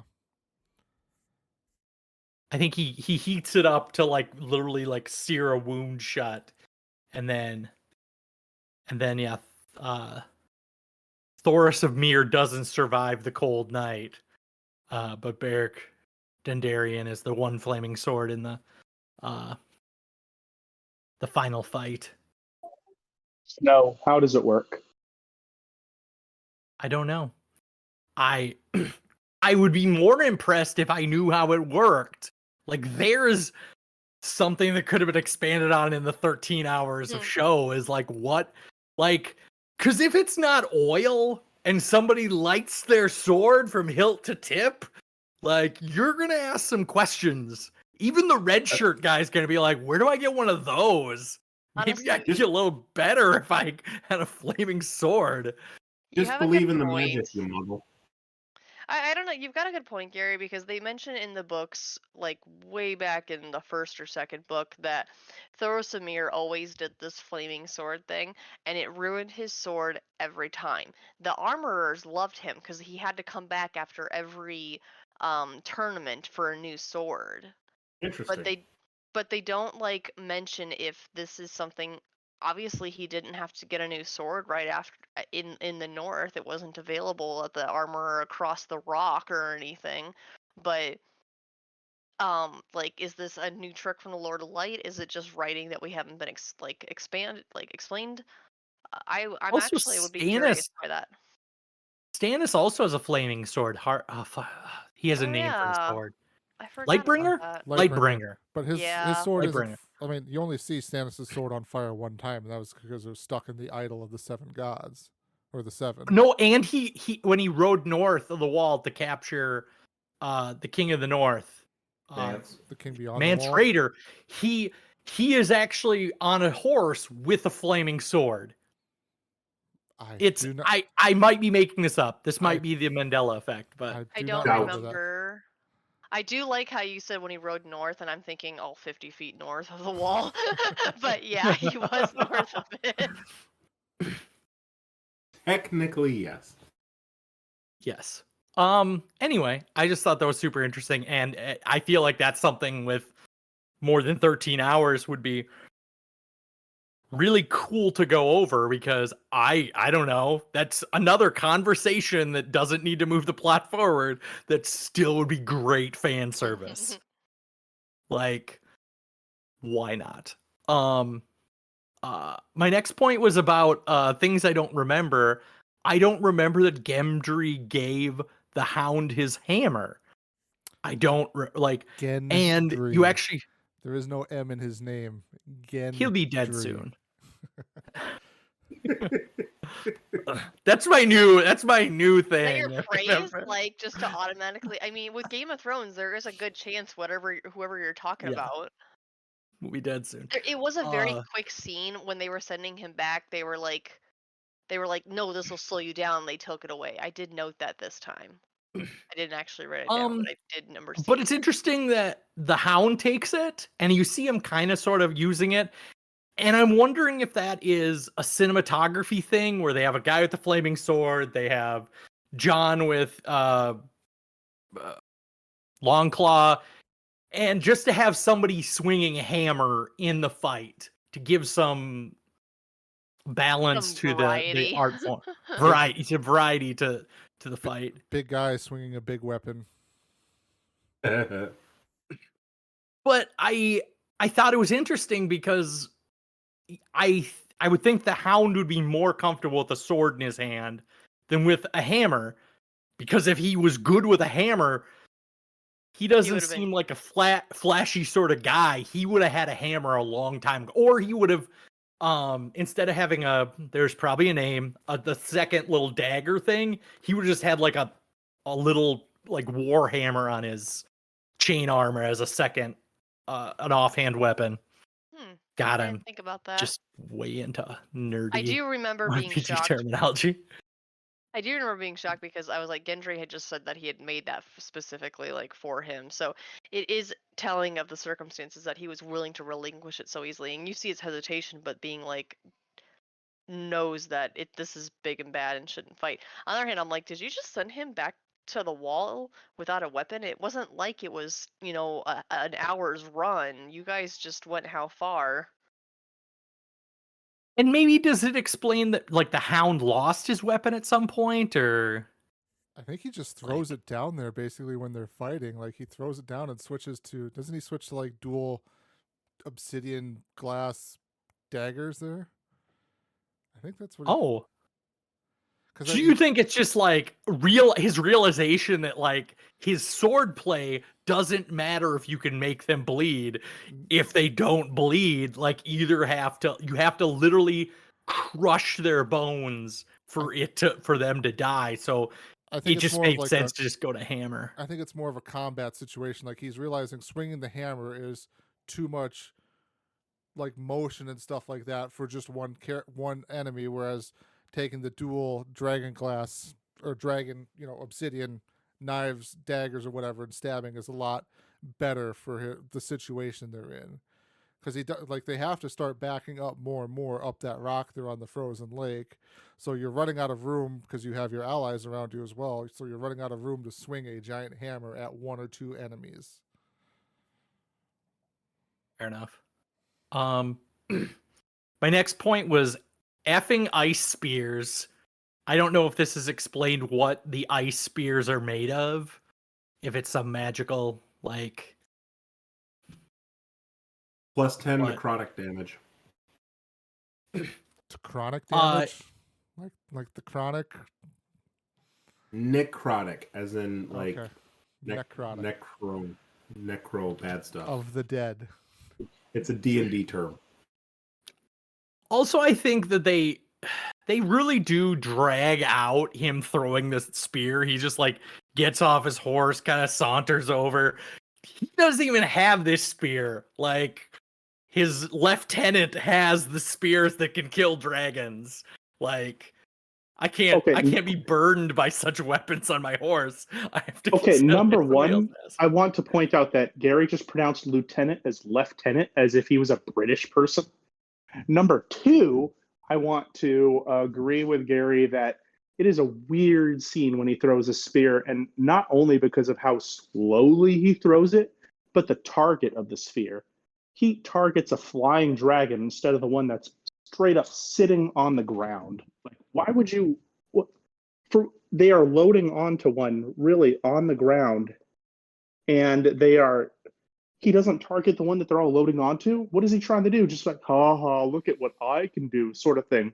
It's fucking kill the one that the. It's almost like this episode has no fucking logic behind it, or logic goes completely out the window. But I'll save that till later. Or if you have these magical spears, why not grab a second one while everyone's sad that a dragon's dying and throw it at the other one? Because he needs to stare longingly and hatefully, so also John can stare longingly and hatefully. Conspiracy theory number 2. He intentionally doesn't throw it at the living. He throws it at the dragon that they wouldn't be able to save, so that because he believes in his master plan that he can turn a dragon. Okay, well, building off that conspiracy theory, does it stand to reason that this guy has even seen a dragon before? Like, I know he fought the first men and all that sort of crap, but I would say yes. Is it assumed that he's as old as he's as old as the Children of the Forest? So I'd like to think that he's as old as the Targaryens. I would say yes. He's probably seen dragons before. I don't know about that. I just feel like if the Targaryens came over and they were the ones that brought over the dragons, and the wall already existed when they came over there, it stands to reason that he may have never seen a dragon. You don't know what kind of superpowers he has. He could see through trees and could he control ravens and all sorts of other powers you don't know about. Could he have warged somehow? Or would maybe a Targaryen prince at some point have ever flown to the wall, and the White Walkers were close enough or had the ability to see the wall somehow? Isn't there a part of the Night's Watch history, Nick, where one of the Targaryen queens rides a dragon up to the wall? Queen Elizan does, and she tries 3 times to turn the dragon past the wall, and 3 times the dragon outright refused. Okay, but there's a difference between my cavalry ass seeing a tank on the horizon and going, huh, a tank, I know how to defeat that, and me actually knowing how to defeat a dang tank because I've actually, been up close and next to it. And this What are you just seems talking like about, Steven? If I know, with me, I know definitely how to defeat a tank from knowledge, and I'm sure White Walker King, whatever his name is, definitely can figure it out. You throw the stick at the thing that's flying. Yeah. Everything I know about defeating a tank, I learned from Saving Private Ryan. It takes men's socks, grease, and some sort of explosives. Sticky bomb. you And gotta that's read how up, you gotta watch Fury, you gotta update your knowledge, buddy. Sticky bomb. I learned that I can, from this episode, that I can take a frozen stick, put it above my shoulder, and throw it hard, and it's gonna hit the target and take it down. And I can't Javelin wait to toss put that this. fucker. Exactly. I can't wait to put this into effect, guys. You are gonna be so amazed by my aim. We just have never seen the White Walker Summer Games where he might be the javelin champion. He's the gold medal. Gold medal javelin champion. The Nightwalker Westeros games are only held every 10,000 years, so we don't know. That's why he's just sitting there staring. He's just waiting for his time. This is it. This is my moment. He's waiting for the audience applause. Just All going the back to it, signs though, holding up 10. You're not entertained. that's what they needed. But no, going back to it, I mean, it doesn't make any sense. Whatever you want to say, it doesn't make any sense that this being would know how to destroy a dragon or have the weapons ready to destroy a dragon. It would be like, as I said, a cavalry soldier from Napoleon's army coming across I don't know, an M1 Abrams in the middle of the field and going, and this is why I always carry a missile launcher. Man, we've been heavy on the history references tonight. I am sitting here in my mind being like, well, maybe he carried them for bears or giants, but we all know that dragons, as stated many times in this show and in the books, are of a different category altogether. There's bears and giants and all sorts of things, and dragons are way up there. Also, I've seen them kill a dragon Steel, or steel sorry. can't. Steel can't stop White Walker weapons, so maybe it's just assumed that he assumes that the dragon's plated in steel. I don't know. Like He did it at Hardhome come across 1-1, the last giant. Could it be that he brought a speared lance in case they came across another giant or some other big being that he thought that he could take down? And just, hey, here's a big creature. I don't know if this will work. Shah! And throws it. Later on with his buddies, he's like, guys, you have no clue how lucky a shot that was. They've already taken down giants though, Nick, because giants were part of the army and Yep. way back. 1-1 was the only giant left. I mean, they killed all the other giants. Yeah. Would he have known that he was the last giant? And who knows? Maybe they used those ice spiked lances to kill the other giants that they killed. Rest in peace, 1-1. True. conspiracy theory number 3. That's his Yeah. only spear. And he's done. Like, so he's got to send people out in the broken ice to go swim down and find his spear. He threw a second one though, Gary, that he just happened to miss. with. Oh, yeah, you're right. Yes, Holy he shit. I was did. gonna say he's like the guy. He's like you in a Take video that, game when like conspiracy theory. you have one shot of like a really powerful weapon you find, and you've been saving it for like a big bad evil guy, and the dragon flew in, and he was like, "This is my chance." Exactly. I don't remember it all, but I want to know if he has like just 2 spears, or for the next episode he only has 1 spear because he lost one. That'd be the Anyway. thing. I'm pretty sure, like, we've seen episodes before where they show his horses and all his other, White Walker friends, and I don't ever remember seeing a spear before. So he just happens to show up to this one with a spear, and maybe that's where he gets his chain. That one guy, the lieutenant that was carrying The lieutenant. he's in charge of the weapons. He's specifically in charge of the spears. Maybe this is the Valerian steel of the White Walkers. It's like a very rare weapon that only the certain amount of people know how to wield or how to forge it. It's That blue guy's And ice. so they turn it lowest- into weapons that you throw away from you. He's like the lowest ranking like walker. He has to be the golf caddy here, carrying all the stuff. Oh no. See, but Gary, I'm just imagining like if this was that sort of rarity, could you imagine making Valerian steel arrows? Like you would lose that. Why would you ever do that? Love it. Let's do it. Speaking of which, speaking of like weapon variety, there's no archers in this episode. Like That is a good kind point. of inexplicably, now I think about it, like Yeah, no, if you were ranging, you would definitely you would probably bring more archers than you would bring anything else. And that's if they don't have a single one. Tyrion even specifically said that to Daenerys, like, I saw 1,000 arrows go all around you, and like she wasn't at once in danger of arrows in this thing. It was just, flying ice spears she was in. yeah. Interesting. It's definitely, if that was a video game, that would definitely be a cinematic because like fight, and then like one arrow takes out like the main boss that like moves the plot forward. Anything else on that? Nope. I'll go to my next point. Sure. We see Uncle Benjen. Did it ever explain why Uncle Benjen never went south? He couldn't. In the books it Like, does. In the show it does not. I don't it's- think. I think he talks about it, about the magic that's keeping him alive also doesn't allow him to go south of the wall. Like, I think that he talks about that when he takes Bran and Mira to the wall. Because they're like, you should Yeah. come with us. Maybe you're right. It's too close to the magic of the Night Walkers, and the wall was built to keep them out. So like the I wall didn't know if stops it him. was assumed that he's on some sort of religious quest too, where like he's only alive because he had to have a serve a greater purpose in very like one specific day in history. He's important. I don't know. Interesting. I pointed out that John makes his way back, and Daenerys looks at his sexy stab wounds,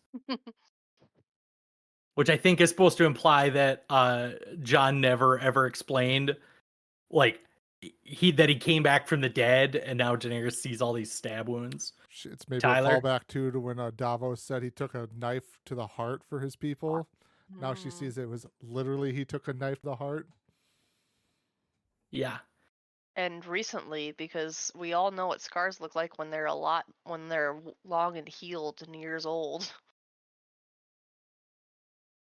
Yeah. I'm kind of torn on that scene of like, I think you just wanted him to be shirtless. Like, I don't know if this was really needed. But whatever. Back to Arya and Sansa. You see the many faces pop out. And the second face is very clearly Walder Frey. The first face, I have no idea who it is. It looks like Steven, honestly. And Steven maybe is in the story of Game of Thrones. I don't know. I'm sure he accepts that as a compliment. Mhm. What is that called where somebody's officially in the story? It's canon. Canon. Steven is Right. officially canon in the universe. And he was killed by Canon. Arya. I was flayed alive by Arya. That is my canon. I made a reflection that the journey north was required to move the story forward. Dany needed to see the Night King, and Jon needed to be saved to swear his allegiance, like at a very base level of just moving the plot forward. I think you guys already covered that. Why did they go north? Should they have gone north? I paused. I mentioned this in the intro, but I paused the point where they're dragging the dragon out of the ice, and I pointed out that there are whites just standing around. like not holding the chain. I was like, is this for cinematography or like, I don't know why you just have people just standing around. It's amazing too. They came up with 3 huge chains just out of nowhere. Especially north of the wall, where finding these metals and steel and stuff like that should be very hard to do.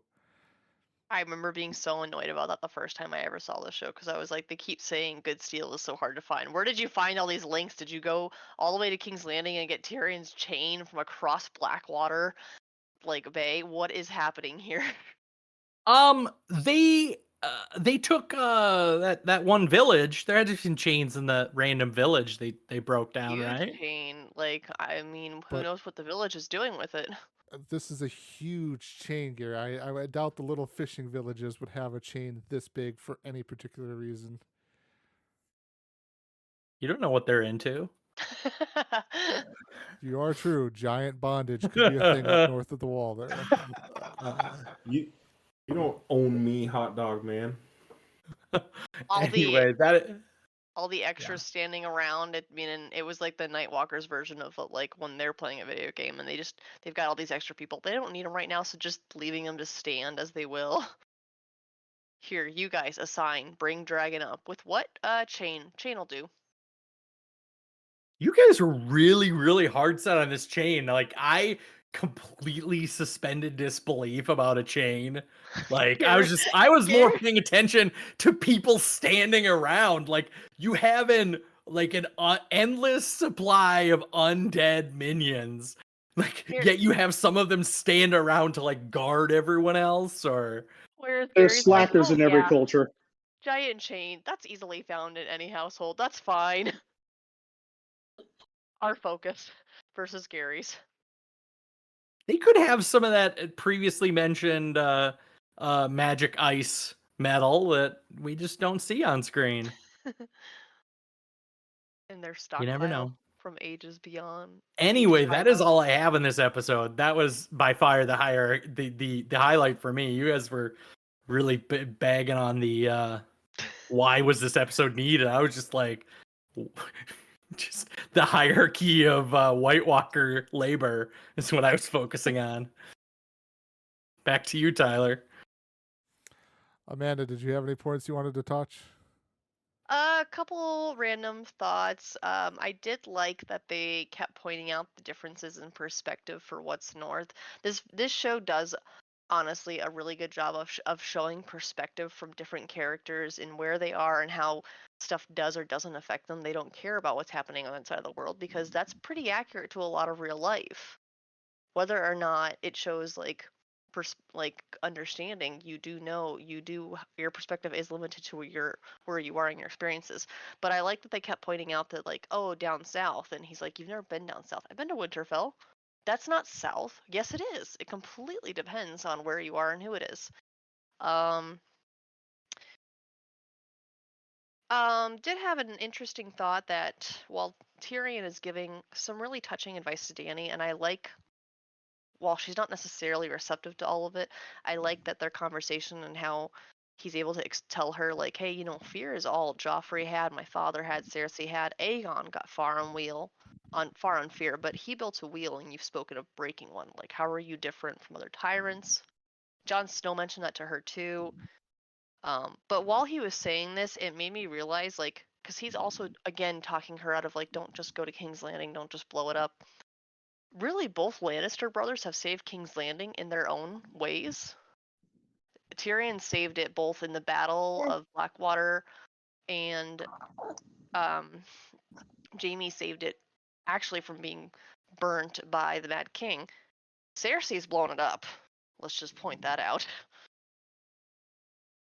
And Cersei's father also literally sacked the town. So the Lannister brothers are far up on top here for what's normal of the Lannisters, apparently. And then my last thought, just a little note. Loved how they, at the end there with the lake and the rock that was thrown by the Hound, I believe, how we all realized at the same time that ice was frozen. It did not have to be spoken out loud. It was just a really interesting piece of all of us in the audience and the crowd being like, oh, no. Go ahead, Gary. I kind of torn on that because it implied that if the Hound wouldn't have thrown the rock, maybe they would have had another like half an hour of the White Walkers not knowing they could walk forward. Like that he inadvertently like Alerted gave them confidence. Or somehow the White Walkers didn't have any projectiles either, which is later in the episode disproved. Like you've got the magical ice spear, like literally they're on an island, like magical ice spears would have been a perfect weapon. I have heard I don't know. different ideas about that. Like maybe they should have kept throwing rocks in order to keep the ice from forming, or you see the Hound hit the ice around that little island at one point, making like a break in it, like a little moat. Maybe he should have done that all the way around to help protect him. But I just thought it was a nice little piece of. Sometimes things have to be completely spelled out for audiences, and I just appreciate when they're not quite said out loud. We all just realized it. Yes, it was pretty obvious, but still. I don't know. I thought it was kind of dumb. Like, and maybe it's also something like if you never grew up in a state that in part of the country that you can walk on the ice, drive on the ice, like the idea of thickness of ice is very much a community knowledge True. that not everyone might know. I do wonder what the White Walker like intended with his little mini army. Were they gonna test it? Like obviously they knew eventually it was going to freeze or he wouldn't have stuck there, like stayed there. Was he gonna throw out just a couple whites just to see what happened? None of them tested it. They didn't stick their leg in or anything. Also, it's implied later on in the battle that some of them underwater were able to like swim Right? in. Like whereas in the beginning that stopped them. So where did that come from? That's I feel like an issue. It's Game of Thrones. It doesn't need to make sense. Anyway, Yeah, that's all I back to- had. They were more light thoughts than questions. You guys we focused on the major things already.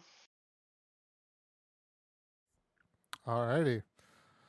So before Nick falls asleep here, I suppose we should get to the final point here of the episode and how this episode, as I proclaimed at the beginning of this recording here, this episode jumped the shark for Game of Thrones, and basically plot has no logic has no meaning anymore for this show. So to start with here, basically, the main point I would make here is, and even looking at like the reviews for this on IMDb, this is still rated at a 9.0 on IMDb. My feeling of this episode is this is an episode that is just made for TV. It is made to attract viewers in, to get them to watch all of the big shiny objects going on, explosions and stuff like that. But as far as a Game of Thrones episode, it is not anymore here. It is not following any logic or anything like that was established in the early seasons of Game of Thrones. The big point would be time no longer matters in this show here, because as we talked about here, how long are they initially walking north, and then at what point in time do they get stopped by the White Walkers on the lake? How long are they on the lake? How on earth does Gendry run all the way back by himself, get a raven from Eastwatch, then to Dragonstone? Daenerys receives the dragon or the raven at Dragonstone, then decides to fly north, which would probably take a little less time, obviously, than sailing and walking to where these guys are.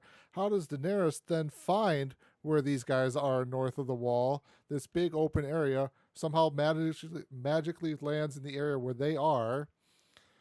And then, like, the whole thing of them being stuck on the lake is basically just made for suspense and action for the show here, because they somehow managed to find the one area where there's this lake and a single rock in the middle that they can stand on top of. So like overall, like the show just basically essentially, like I said, just throws everything out now, and now it's basically just there is no more kind of not really going forward here, but it seems like the show has kind of gotten rid of what made Game of Thrones the show that we all kind of loved and enjoyed in the earlier seasons, and now just kind of is like, okay, we're going to focus more on making it entertaining for everyone in the last, now we're at to like 7 hours of story we have left to tell for this show here. So that has just been my big thing. And then, sorry, one more point here, Stephen, before I throw it over to you. It is mentioned here too with the undead polar bear, and this is a big thing that happens in all fight scenes and stuff like that a lot of times, where you have one thing doing the attacking, a bunch of people standing around not attacking it, or like this more mainly happens like with good guys in fight scenes where the bad guys have circled the good guy and only one bad guy attacks at a time. But this is kind of the reverse, where it's the bad guy attacking one person and then all the people are just standing there staring at it. But a big thing I remember was there was some interview with the showrunners where they wanted an undead polar bear in the show. But for the longest time, HBO said, no, that is a stupid idea. And then here they are towards the end. It's like they got their undead polar bear in there just because they thought it would be cool. And it's like, not really. You could have put anything else in here and made it just fine. Steven, go ahead. Yeah, so I have a qualified dissent with you, and that is that I agree with you on the vast majority of what you're saying. I'm just not sure that this is the episode it starts on. And the way, real quick, the reason why I say that is just because we're talking about how time doesn't matter. And you're entirely right. Time does not matter in this episode, even in the slightest.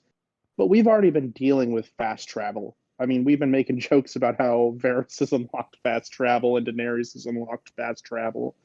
And I think it is gratuitously used in this episode by all means. But I'm not sure it starts per se in this episode. So this is probably like the peak basically of like it has hit the high point there basically of everything coming to a head, and now the show is on the rapid decline.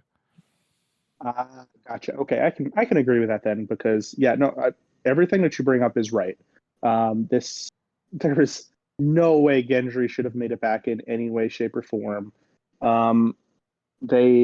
The fact that they find this small little island in the middle of a lake, like how many lakes have a small, minute outcropping in them like that? I'm not super huge fan of them.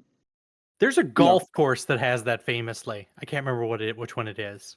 It's like a golf course where the hole is in a little island. A man-made golf course versus a naturally occurring structure.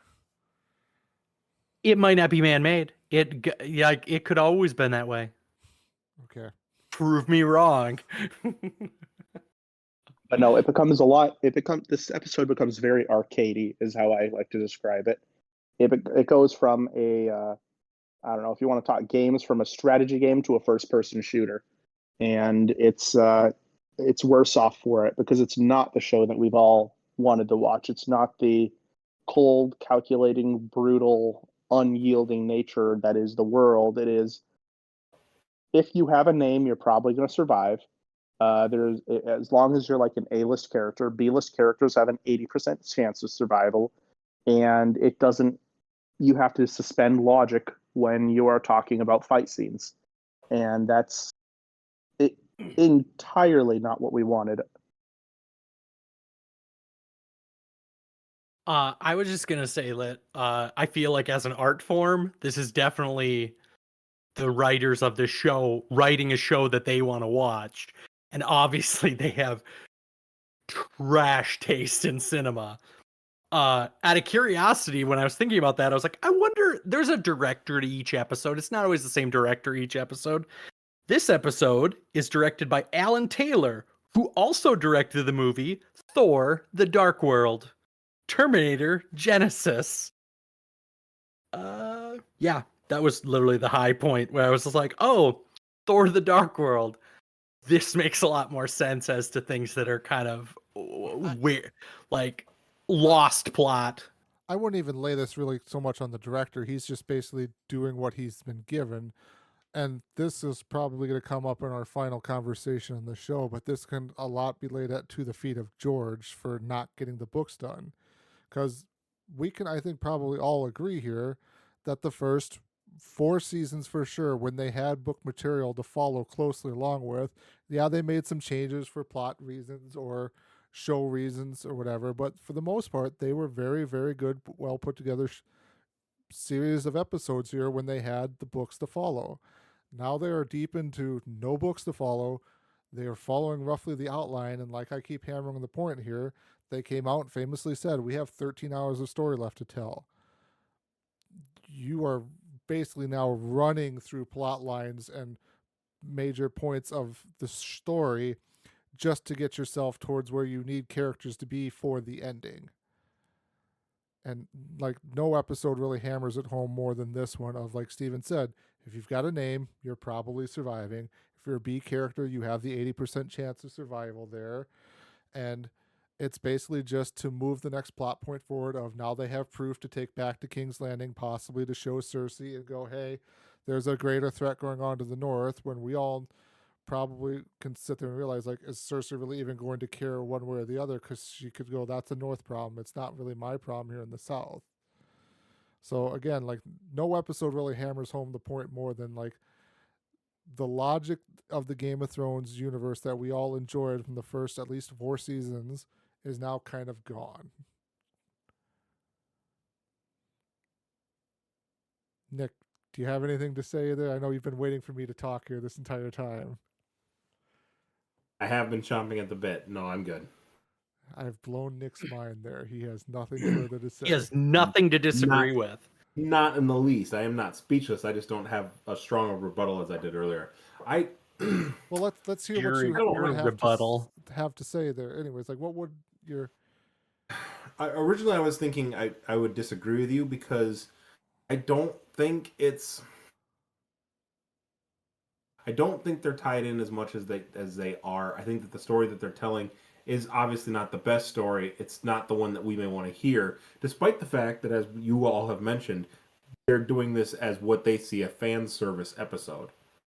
So the fact that it ends with something that we're thinking isn't quite what the show is meant to be, that we've fallen in love with, seems like a strong switch from what we think the first half of this episode is.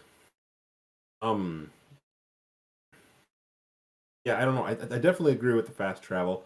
The time is starting to slip a little bit because they do have the story that they want to tell. They want these characters to interact and have those fun little interactions. So we see, 20, 30 minutes of the walk of just randomness that fills as filler. To give those little nuances, but then, how does Gendry get back from the great distance that they've traveled and be able to find somebody who can send the Raven back up is difficult. But I don't know. I disagree that this is a terrible episode because I think it does highlight a little of what we've talked about with the mortality of some of the stronger characters. Perhaps the hierarchy that we think they are. Because we've seen Dany for so long as top of the food chain, but in her first interaction with the Whites, she loses, clearly. It does establish a different pecking order than we might have thought going in. I would maybe make a distinction too. This is a great for TV episode. This is a bad Game of Thrones episode. Interesting. It is a great episode as far as spectacle and everything to watch and observe kind of what's going on, because you still get the little sprinkles in there like we talked about. The first part of the episode was kind of nice to see these characters interacting. That's kind of somewhat what Game of Thrones is characters sitting around talking to each other. Granted, they're walking, not sitting. Oh. But then it just kind of, the spectacle comes in the later half of the episode, and all the stuff kind of surrounding it doesn't tie into what was established in Game of Thrones. So that's why I say it's a bad Game of Thrones episode from that perspective of like rules, logic, plot kind of have all gone out the window. But it's a good episode for people to watch on TV of like just from an entertainment perspective. Maybe to expand on that just a little bit, and then Nick, I'll give you a chance to respond. Sorry, or to put that into different terms. I go back to my illusion of a strategy game versus a first-person shooter. I mean, there's a couple of us on this podcast right now that like playing Call of Duty Warzone. We very much enjoy it. You know what the plot is on that? Nothing. It is nothing. There is no plot. You shoot other people, and you do it for fun, and there's I guess the overarching story is there's a big circle that's coming on you. Oh no. And that's vastly different than an actual strategy game that has a plot, that has a line, that has, I'm thinking like Dragon Age, and that's not even a strategy game per se, but we are going from a episode where I think that this Game of Thrones would be better classified as a game with a story to it, an entire background as you go through everything. And you're getting into just the modern warfare, Call of Duty. Hey, let's shoot everything, sparkles, guns, happiness, fun, blah, blah, blah. And that's, I tend to agree with Tyler on that. It's from Mass Effect to Call of Duty. There you go. That's a good one. I would say that, what Game of Thrones does well is a lot of politics and intrigue. And what it doesn't do well is like battles and fights. It just doesn't translate well in a show that just has a lot of talking most of the time. Nick? This is the exact point I was just formulating in my head. I agree. It does a great job of showing the politicking side of these conversations with these different families. But to say that it's not a very good show when it comes to battles, well, then why is it that we love Hardhome or the Battle of the Bastards?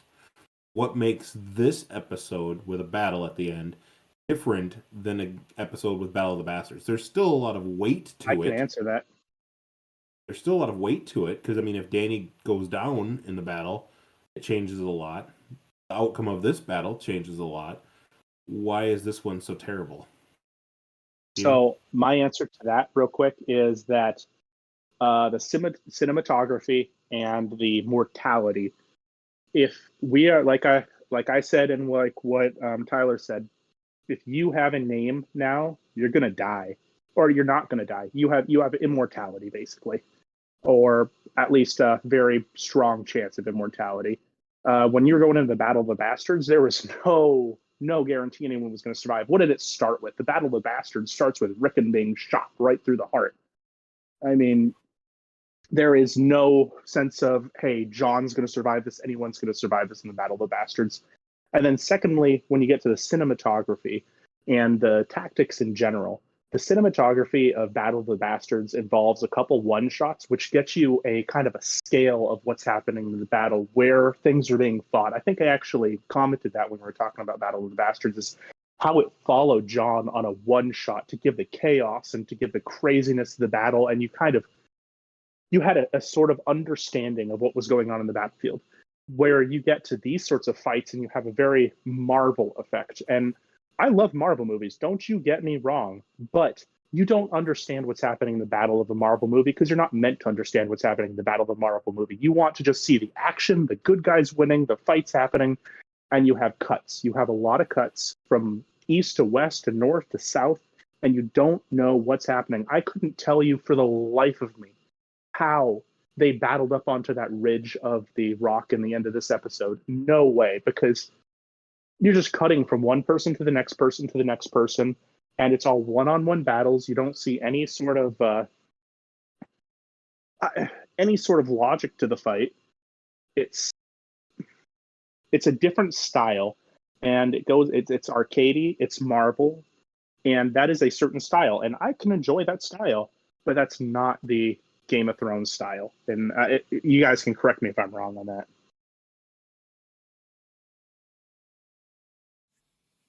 Yeah, I was just going to disagree with Gary of like us not liking the battles of Game of Thrones. It's Gary who has a problem with everything fun and good in this world. Thanks, I guess. Hey, you're welcome. All right, but that's basically it for me. I mean, did anyone else have any last points they wanted to touch on there? Looks like you're in deep thought, Nick. I'm always in deep thought. No, not really. And I don't overtly or strongly disagree with anything. I just think that it I don't know. I think I said it before. It tells the story that they want to tell.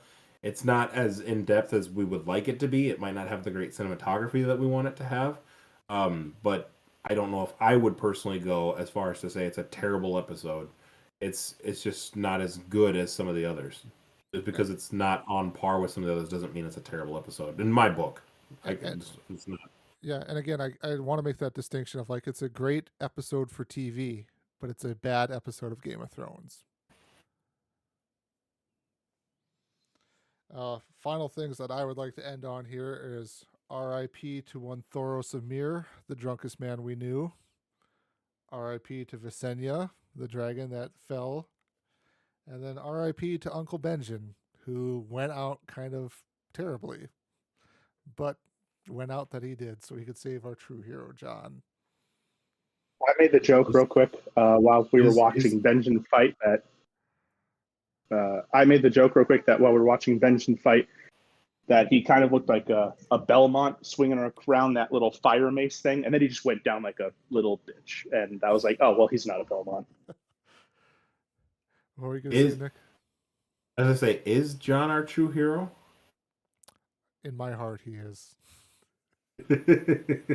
He's no hero of the revolution.